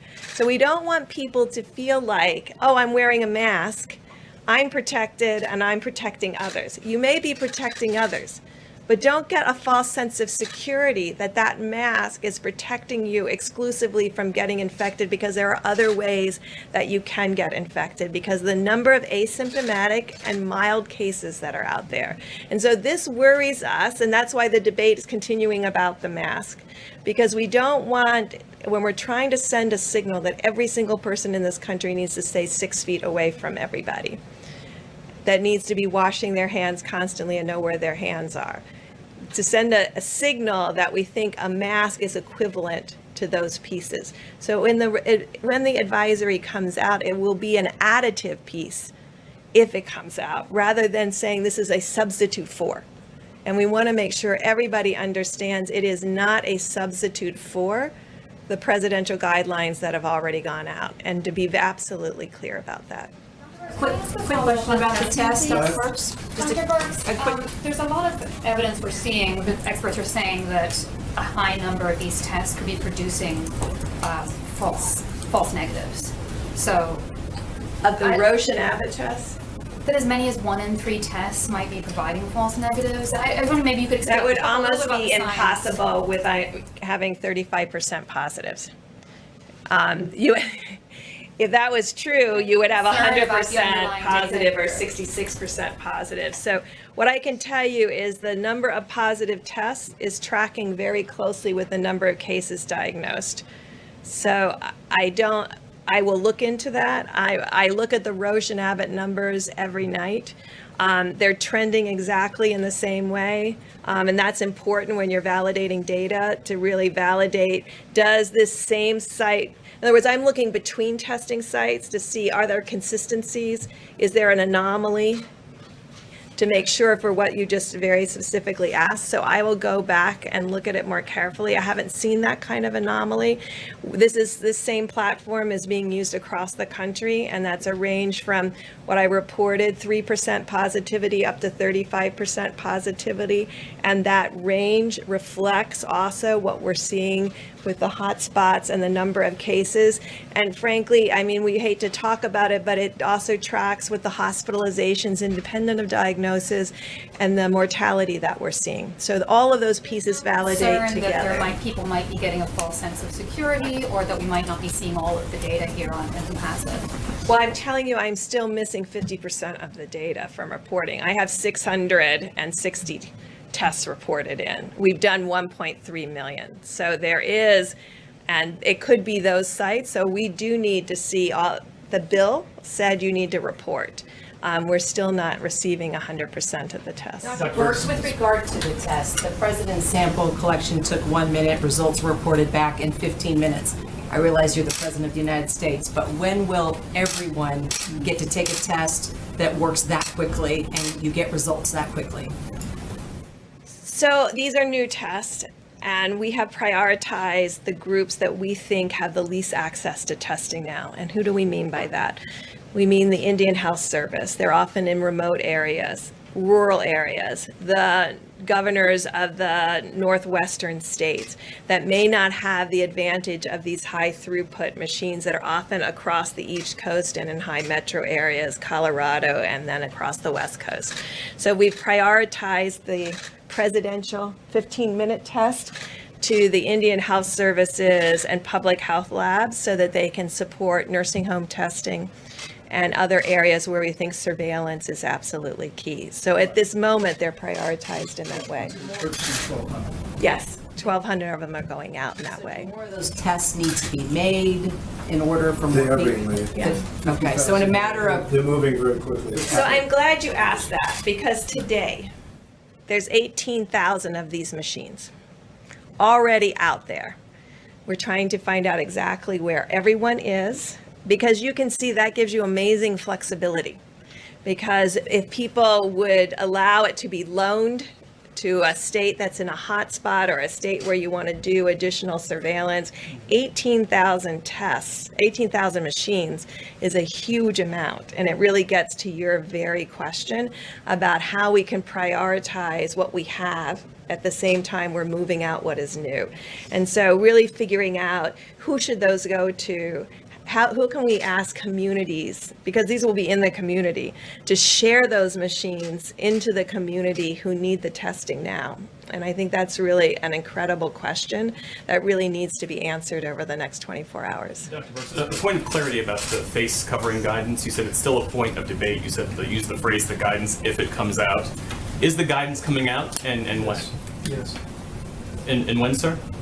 In the days ahead, we're currently working through the task force, taking the consultation advice, CDC, our top health experts, and we'll be bringing forward the guidance from the CDC in the next several days. Just remember, it's not a substitute for everything that we're asking people to do. And just to everybody out there across the country, when we say no gatherings of 10, we're looking at, we wanted to be clear, if you have a family of 10, we don't want you to be split up. But we don't expect people to be having dinner parties, cocktail parties.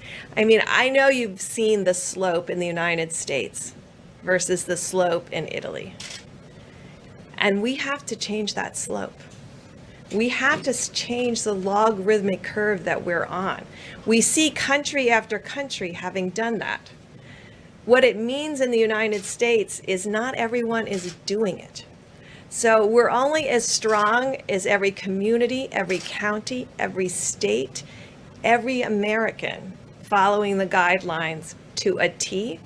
And I can tell by the curve, and as it is today, that not every American is following it. And so this is really a call to action. We see Spain, we see Italy, we see France, we see Germany, when we see others beginning to bend their curves.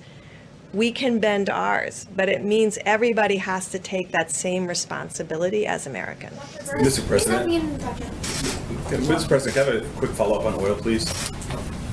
In your conversations with Russia and Saudi Arabia, did you have to make any concessions to get them to agree to cut their production? No. Like, did you agree to cut U.S. production of oil? We didn't discuss that. They want to do that. That's good for their countries, and we did not discuss that now. NBC News has learned that the Navy is set to fire the captain of the USS Theodore Roosevelt after he raised red flags about the COVID-19 outbreak on his ship. It appears as if he's being punished for trying to save the lives of the sailors in his command. No, I don't What's think your so at assessment? all, but we're going to wait a little while because I understand there's a news conference by the Secretary of Defense about that. But, I don't agree with that at all. Not at all, not even a little bit. Yeah? Thank you. This morning you said once again that New York got off to a late start and they should have pushed harder. But governors and other state leaders say they rely on the federal government to assess the situation and how risky it is. And they want to know, how would they have known to start sooner without your guidance? Well, they have experts, and frankly, long after we came out and talked about it, look, how would I have known to cut off China? I cut off China very early. And if I didn't, we would have a chart that you wouldn't believe. So how would I know to do that? How would I know to cut off Europe? I cut off Europe very early. I mean, you have to make a decision. People knew that some bad things were going on, and they got off to a late start. And some others got off to a late start also. But we cut off China. If we didn't cut off China, we would have been in some big trouble. And we cut it off. And you know what? We cut it off way early. Go ahead. Mr. President, to follow up on the insurance point in a separate question that came in from a colleague who can't be in the room. On the insurance point, is there going... Who are you with? Roll call. Is there going to be an opportunity for insurance companies, if in fact hospitals are compensated for uncompensated care, are the insurance companies going to also get compensated for extraordinary expenses that they may have, or are they assuming that cost? So we haven't discussed it, but we're talking to them. Getting them not to pay copays in the case of the big ones was a tremendous thing. That's a lot of money they gave up, but we're discussing that with the insurance companies. We'll let you know. It'll be pretty quickly. Go ahead. I have a question on Japan, sir. They are expanding their entry ban to include the United States. Are you planning to take any similar action to ban Japanese nationals from coming to the U.S. as a result of this crisis? Well, we're looking at a lot of things and a lot of different bans. We have more bans than anybody. We had bans when bans weren't fashionable, if you remember, right at the beginning of this administration. It was for different reasons. But we've had bans long before people thought of bans. When I did China, it had never been done before. I was the first one to do it. Remember that. It had never, according to what I read in all the papers, this had never been done. This is a terrible thing to do. And 4 weeks later, they were all saying, we're lucky we did it. So we're looking at it. No, we heard that. And I think it's fine that they do that. They're trying to protect their country, and we have to protect our country. Yeah, please. Mr. President, I asked you yesterday about stay-at-home orders and if that, decision should be left in the hands of governors, or if you're considering telling the entire nation, stay at home. So just today, the Georgia's governor finally issued a stay-at-home order saying that individuals could have been infecting people before they ever felt bad, but we didn't know that until the last 24 hours. Is that ignorance, gross incompetence? He's a good governor, Brian Kemp. He's You've a been very having good. calls with these He's a governors. good governor, and he has to make his own decision on that. I let the states. I think we're about 85% positive on that. If you look, I think it's about 85% of the states have got to stay at home. Brian's a great governor. Well, it's his decision. He made that decision. Ultimately, he decided to go along with it, and they're doing well, and the state's doing well in many respects. Yeah, go ahead, please. This is another question from a colleague who couldn't make it in today, from Emily Gooden at the Daily Mail. I had a question in regards to the Russian plane that landed at JFK with medical supplies. Did the United States ask Russia for this aid, or is it just accepting it? We're accepting it. It was a very nice offer from President Putin. I spoke to him the other night, as I told you, and they had excess medical equipment, things, and I'll take it. I'll take it. I think it's very nice. We've had some from China.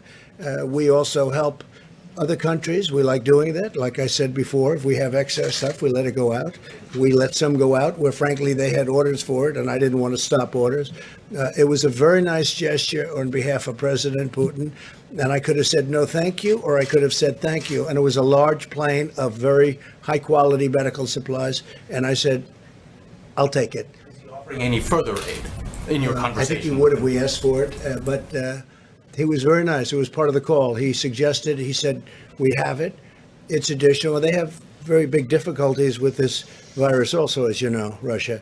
I thought it was a very nice gesture on behalf of President Putin. I could have said, no, I don't want it, or I could have said, I'll take it. And you know what I said? I'll take it. Accept further aid? I think so, yeah. If they send things that we need, I'd take it. Sure. Nice gesture. Propaganda? I'm not concerned about Russian propaganda, not even a little bit. He offered a lot of medical, high-quality stuff that I accepted, and that may save a lot of lives. I'll take it every day. Please, in the back. You said that in January you tweeted that you stand with the people of Iran since the beginning of your plan to stand with the people of Iran, given the fact they're so hard hit with coronavirus. Oh, they're very hard hit.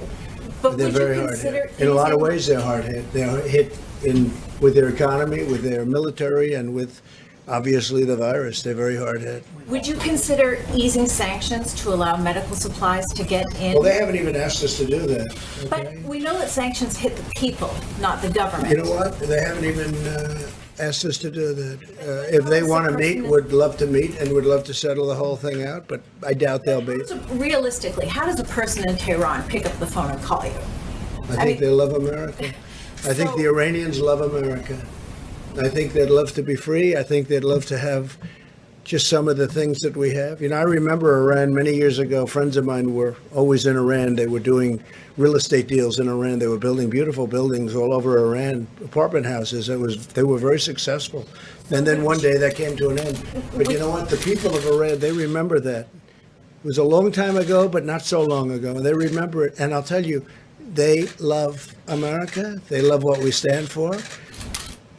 And we're not looking for change. We're not looking for government takeover, government change. You know, this country's been through that many times. That doesn't work.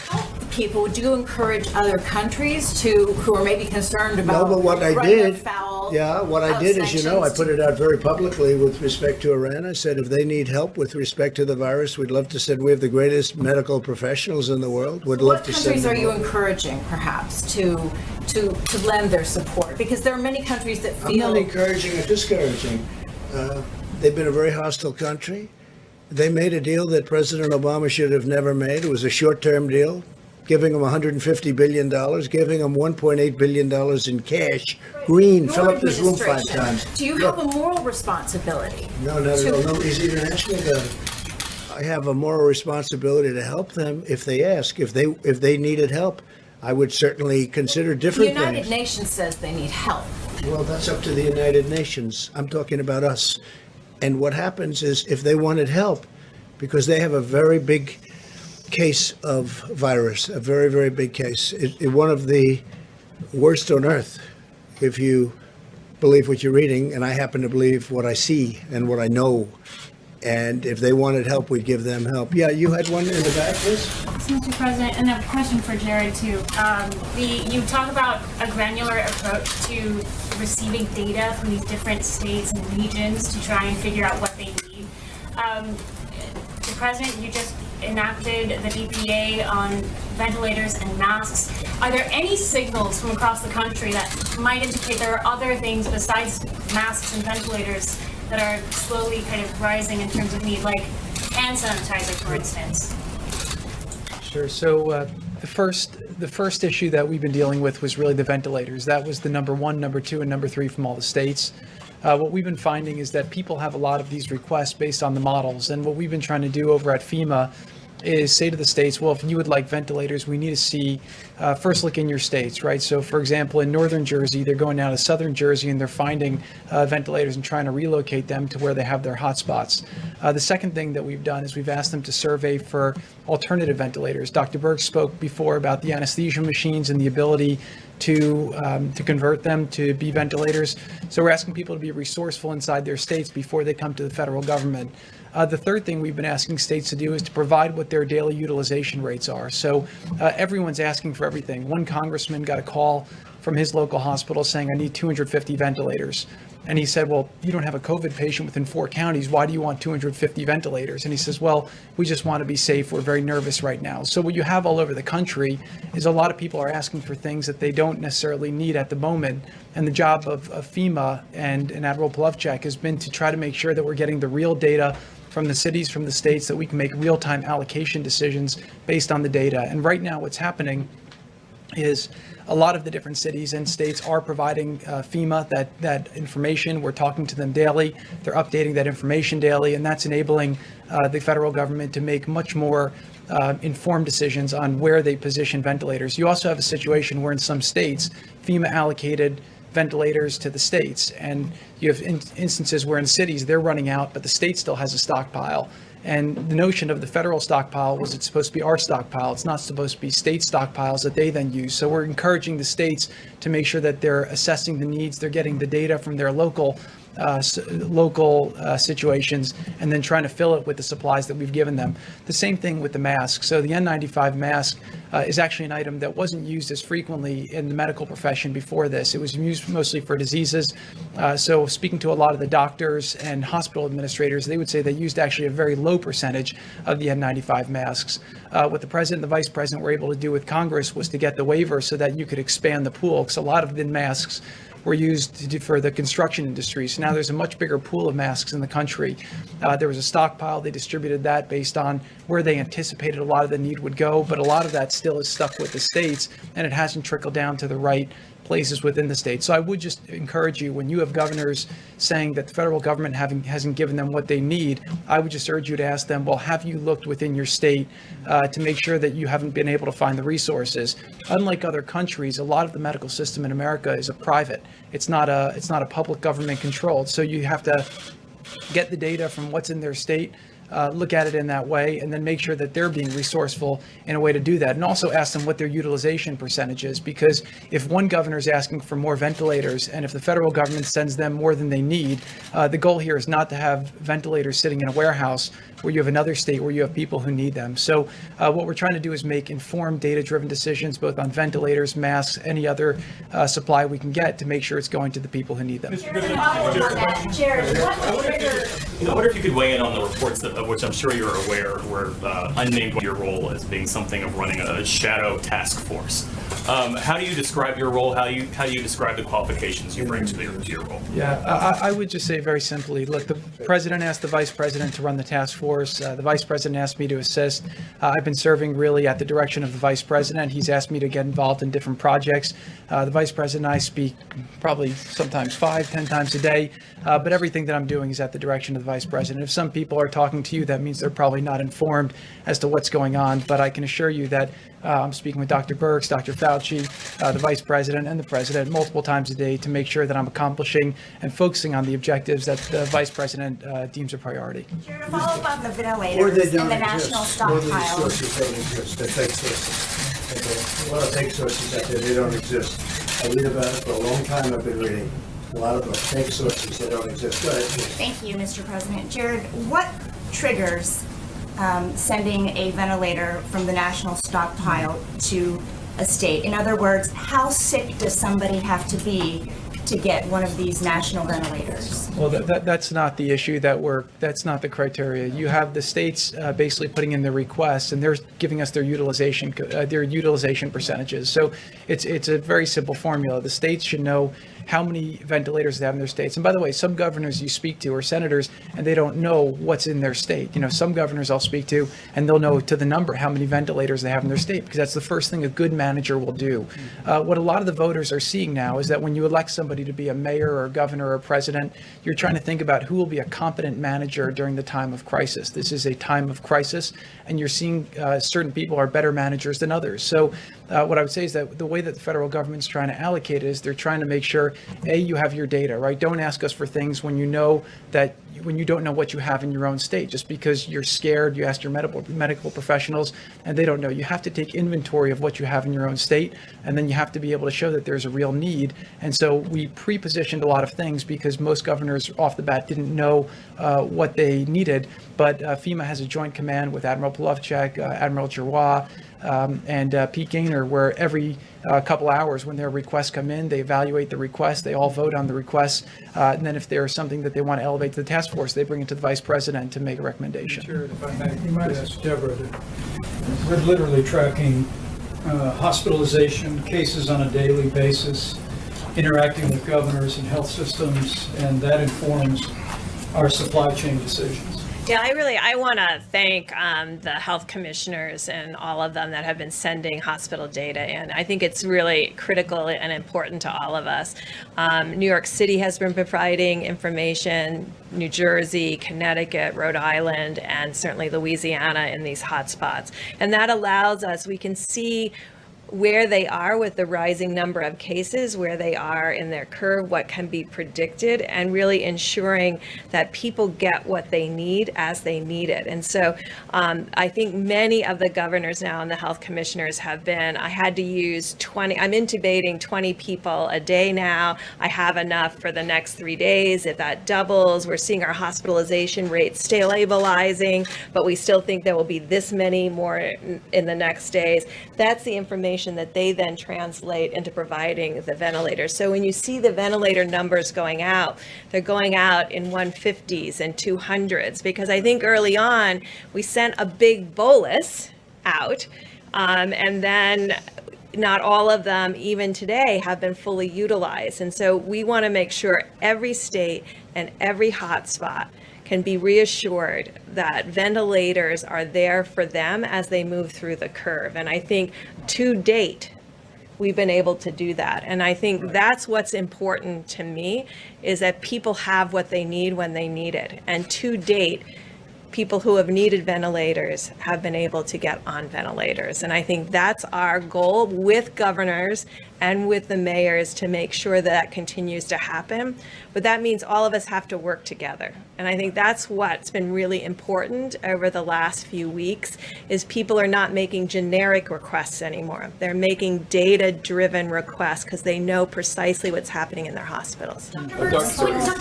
Burks, when you were up here a little bit ago, about the curve and what you're seeing and your concern that people are not abiding by the social distancing guidelines, I mean, you seemed in your voice to be quite concerned about that.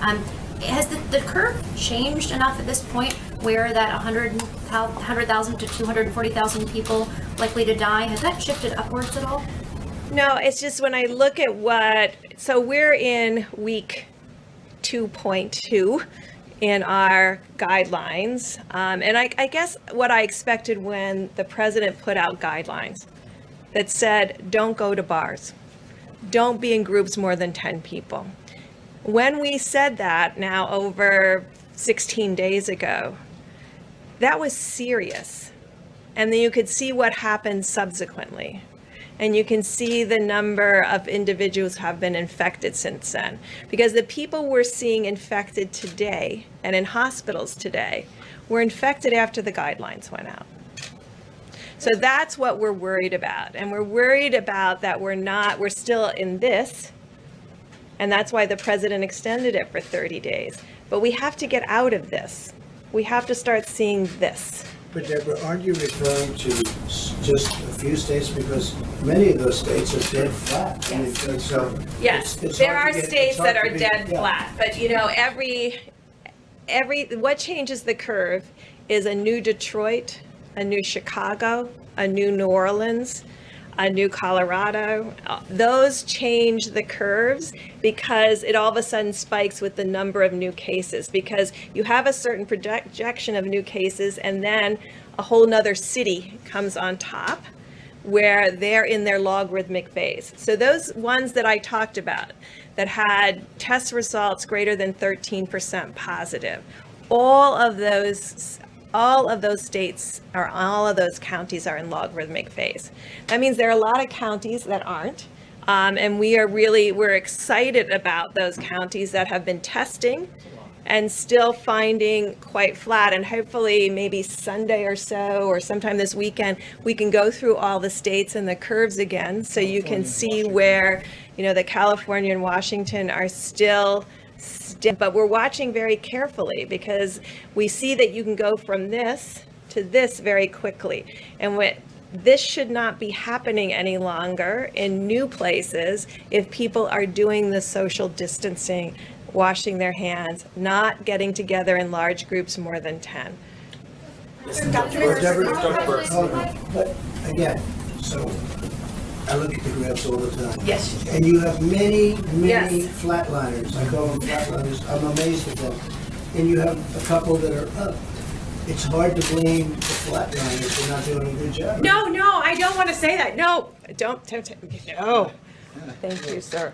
I don't want, in fact, I want to praise the states that, and I think I want to be able to call them out and show you their graphs so you can see they've had steady small cases. They're testing and they're doing a lot of testing, and their percent of test positives are under 5%.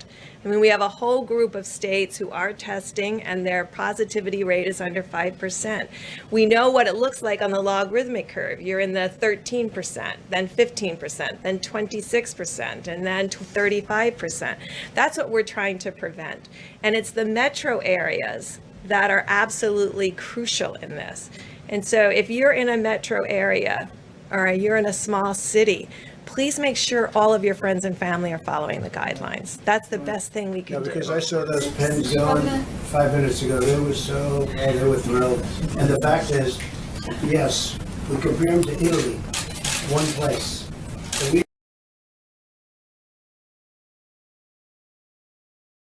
have many places that are really doing great. And I think that's what Deborah meant. She didn't mean all of them. So when you write your story tomorrow, maybe you'll write it correctly.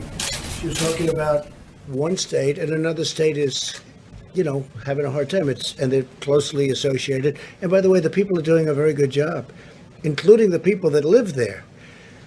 But when Deborah was talking about Italy, she was talking about the one, and then the other was lower. And then you have mostly states that have been unbelievable. So she wasn't talking about the average of everything. She was talking about an individual state, which is, I think, still better than Italy. Italy's having a hard time. By the way, Spain is having a hard time. France is having a hard time. But our states, lots of different countries all over. We have many of those countries are doing a phenomenal job. They're really flat. And I think that's what, I don't know. I don't want to speak for, but I thought that's what I understood she meant. Yeah, please. About that though, because coronavirus is present in all 50 states. You said before that when you implored mayors and governors to be serious about this, you said once it shows up, mitigation efforts are too late. So how do you then square that with this notion that some states are doing well? I mean, the virus doesn't abide by Because some state states, they laws. stay in better. They're not touching. They're not whatever it is. They're not going out. They're not in groups. And some states are not probably as good, or for whatever reason, or they also live a lot closer. New York is very dense.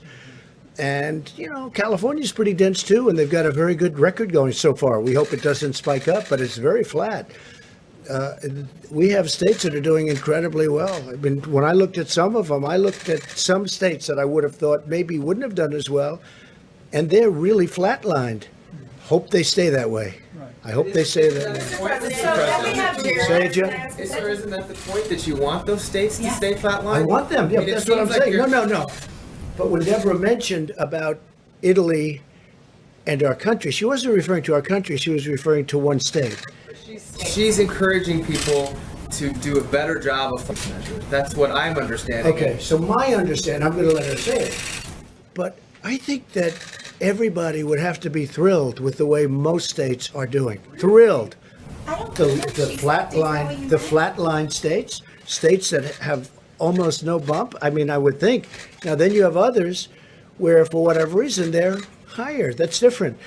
But you can't condemn people living in a flatliner with people living in something where there's the big bump or the bigger bump, or more akin to Italy, where they have some very unique problems. In all fairness to Italy, they have some very unique problems. But if you'd like to come up and... So how many flatline do we have, and A lot how of many them. do we have? How many? How many do we have? So why don't I bring you the whole deck again, and we'll divide out the states so you can see them, because you really have to see each state separately. That's why I started with, there are states where you've heard me talk about how concerned I was. These are states that before the guidelines went out, or right after the guidelines went out. I mean, you can look at, it's on the website if you go to the healthdata.org, about when governors made clarity about closing their states as far as the social distancing, the washing of the hands, the bars, the doing takeout. And you can line that up with the presidential guidelines. And not all states, when the presidential guidelines came out, immediately followed the presidential guidelines. Not all states did. There are states that also may have gotten many more seeds from outside communities. That certainly is one of the issues that New York and New Jersey, Connecticut, and Rhode Island are facing. The virus came in from multiple places into those states. It was undetected early on, and they have a very logarithmic curve. What I'm saying is, even one of those curves in one county, in one city, is one curve too many. So I am passionate about everyone following the guidelines because of the outlier curves. Maybe that was a better way of putting it. The outlier curves in specific counties is to make sure that doesn't happen anywhere else. So would you feel better if every state did a stay-at-home order? Well, I think have done that. I think one death from this is one death too many. I mean, I come out of epidemics and pandemics. We know what to do. I know we don't have a vaccine, and I know we don't have a therapeutic, but we know what can be done, and others are doing it, and most of the people in the United States are doing it. It's our communities. It's every American that has to make these changes. And I know they're really hard. And I know it's hard to remember. I mean, I have to say to myself every day, because I'm around very important people, to never touch anything. And I'm just paranoid now about touching things. I'm sure you all are too. I mean, we've gotten to the place where we don't go to your places on Pebble Beach. We go to the one that's open aired because, I mean, you're trying to protect your reporters. I mean, I understand that. We're all trying to protect each other, and we all have to adapt to this new reality that we're in right now. And I believe everybody is trying really hard, and I'm just asking them to try really, really hard for these next 28 days, because they will make a tremendous difference. We see that evidence. And so it's like having a vaccine or a therapeutic, because we know what works, and we're asking everybody to apply what works. And I know it takes amazing attention to detail, because, the minute you forget or do something, you're like, oh my gosh, I should have never done that. And that's the level of attention it takes. Covering our faces could help us do So that. I just want to say, and look, guidelines are many coming out. states have started low and slow, and then level. Some really stayed at a great level. Some, Louisiana is an example. It was low and slow, and they were looking great. I was watching it because, it's a kind of a place people go to with Mardi Gras, which sort of is an interesting point. Because after Mardi Gras, all of a sudden it went up very rapidly, and now it's one of our true hotspots, right? Certain areas of Michigan, Detroit, looked like it was doing pretty good, and then all of a sudden it went up. So you have that too. But I'll tell you what, we have states that have been really incredible in the fact that they have kept so so low. They have not, you haven't seen the bump. And I hope you don't. I hope you don't. And you have a couple that for a lot of different reasons, and that's not to blame anybody, but they are at a higher level, but very few. I think, Deborah, I mean, I may say, I think most people have actually followed the presidential, you can call them whatever you want. I would never use the word dictates, because if I used that word, I would be in such trouble. In fact, you'll put me in trouble just that I even mentioned the thought of it, okay? But we make a recommendation, and I think they've done a good job. Maybe they started a little later, but maybe they're also more difficult states. But we've done, I think, on average, really phenomenally. As a country, I think we've done phenomenally. Because when you looked at that graph the other day, I don't know if you saw it, I assume you saw it, everybody in the world saw it. But you look at all those lines on the bottom, one color after another, all different, representing different states. It's all crowded at the bottom. And then you had two that were up, but you had, I don't know, almost every one of those. And I just did want to clear, because I don't need headlines tomorrow, neither does the country. Because I don't want this country working so hard and then have press that is, in this case, maybe misinterpret something. Because I might have, when I heard it, I was surprised at first too, but I understood what Deborah meant. But I think it's very important, because I think it's very important for you to be accurate. One other thing, just a quick thing. So what I found is when governors call me, I mean, I think in every case they've always been so nice, so nice. And I've seen them and heard them say, thank you very much. You have done a great job, a fantastic job in one case. Thank you, thank you, thank you. Then I'll see the governor, usually of the opposite party, in almost all cases, except maybe one. But in almost all cases, they're very generous, they're very nice, they thank me, everything's great, we're doing a great job. And then I'll see them on television and just like a different person. And I realize there are some people, because of politics, that if they say, we want 1,000 ventilators, and I'll say, no, Jim, I want to give you 5,000 ventilators. They'll say, thank you, you are the greatest president that's ever lived. And then I'll see them quoted in a paper or see them on a show, and they'll say, the president didn't come through for me. I'm very disappointed in the president. And we have a lot of that. They're very happy when they talk to me, then I see him. But there are some people, if they asked 100 of something, and if I gave them 5,000, they will say, you'll say, how's the president doing? Well, we don't like the job. To my face, they're very nice. But then sometimes, I guess they assume I don't watch them or something, but I watch very closely. Yeah, please. Mr. President, one especially vulnerable population is the prison population, and that's especially with Jared here. I wondered if you could address what the federal government is doing to protect Well, it's inmates. vulnerable and that it's close together, really. I can't tell you about age, but a lot of young people in prison, not done that at all. But some states are letting people out of prison. Some people are getting out that are very serious criminals in some states. And I don't like that. I don't like it. But it's a city or state thing in certain cases, as you know. I think maybe Philadelphia comes to mind. So we'll see, have to see what's going on. And we don't like it. The people don't like it. And we're looking in to see if I have the right to stop it in some cases, okay? Mr. President, 6.6 million Americans filed for unemployment a lot today. So, I think it's. I think what's your they're message to them? And I think it's terrible. So look, 4 weeks ago, we had the greatest economy in the history of the world, the greatest in the world, greatest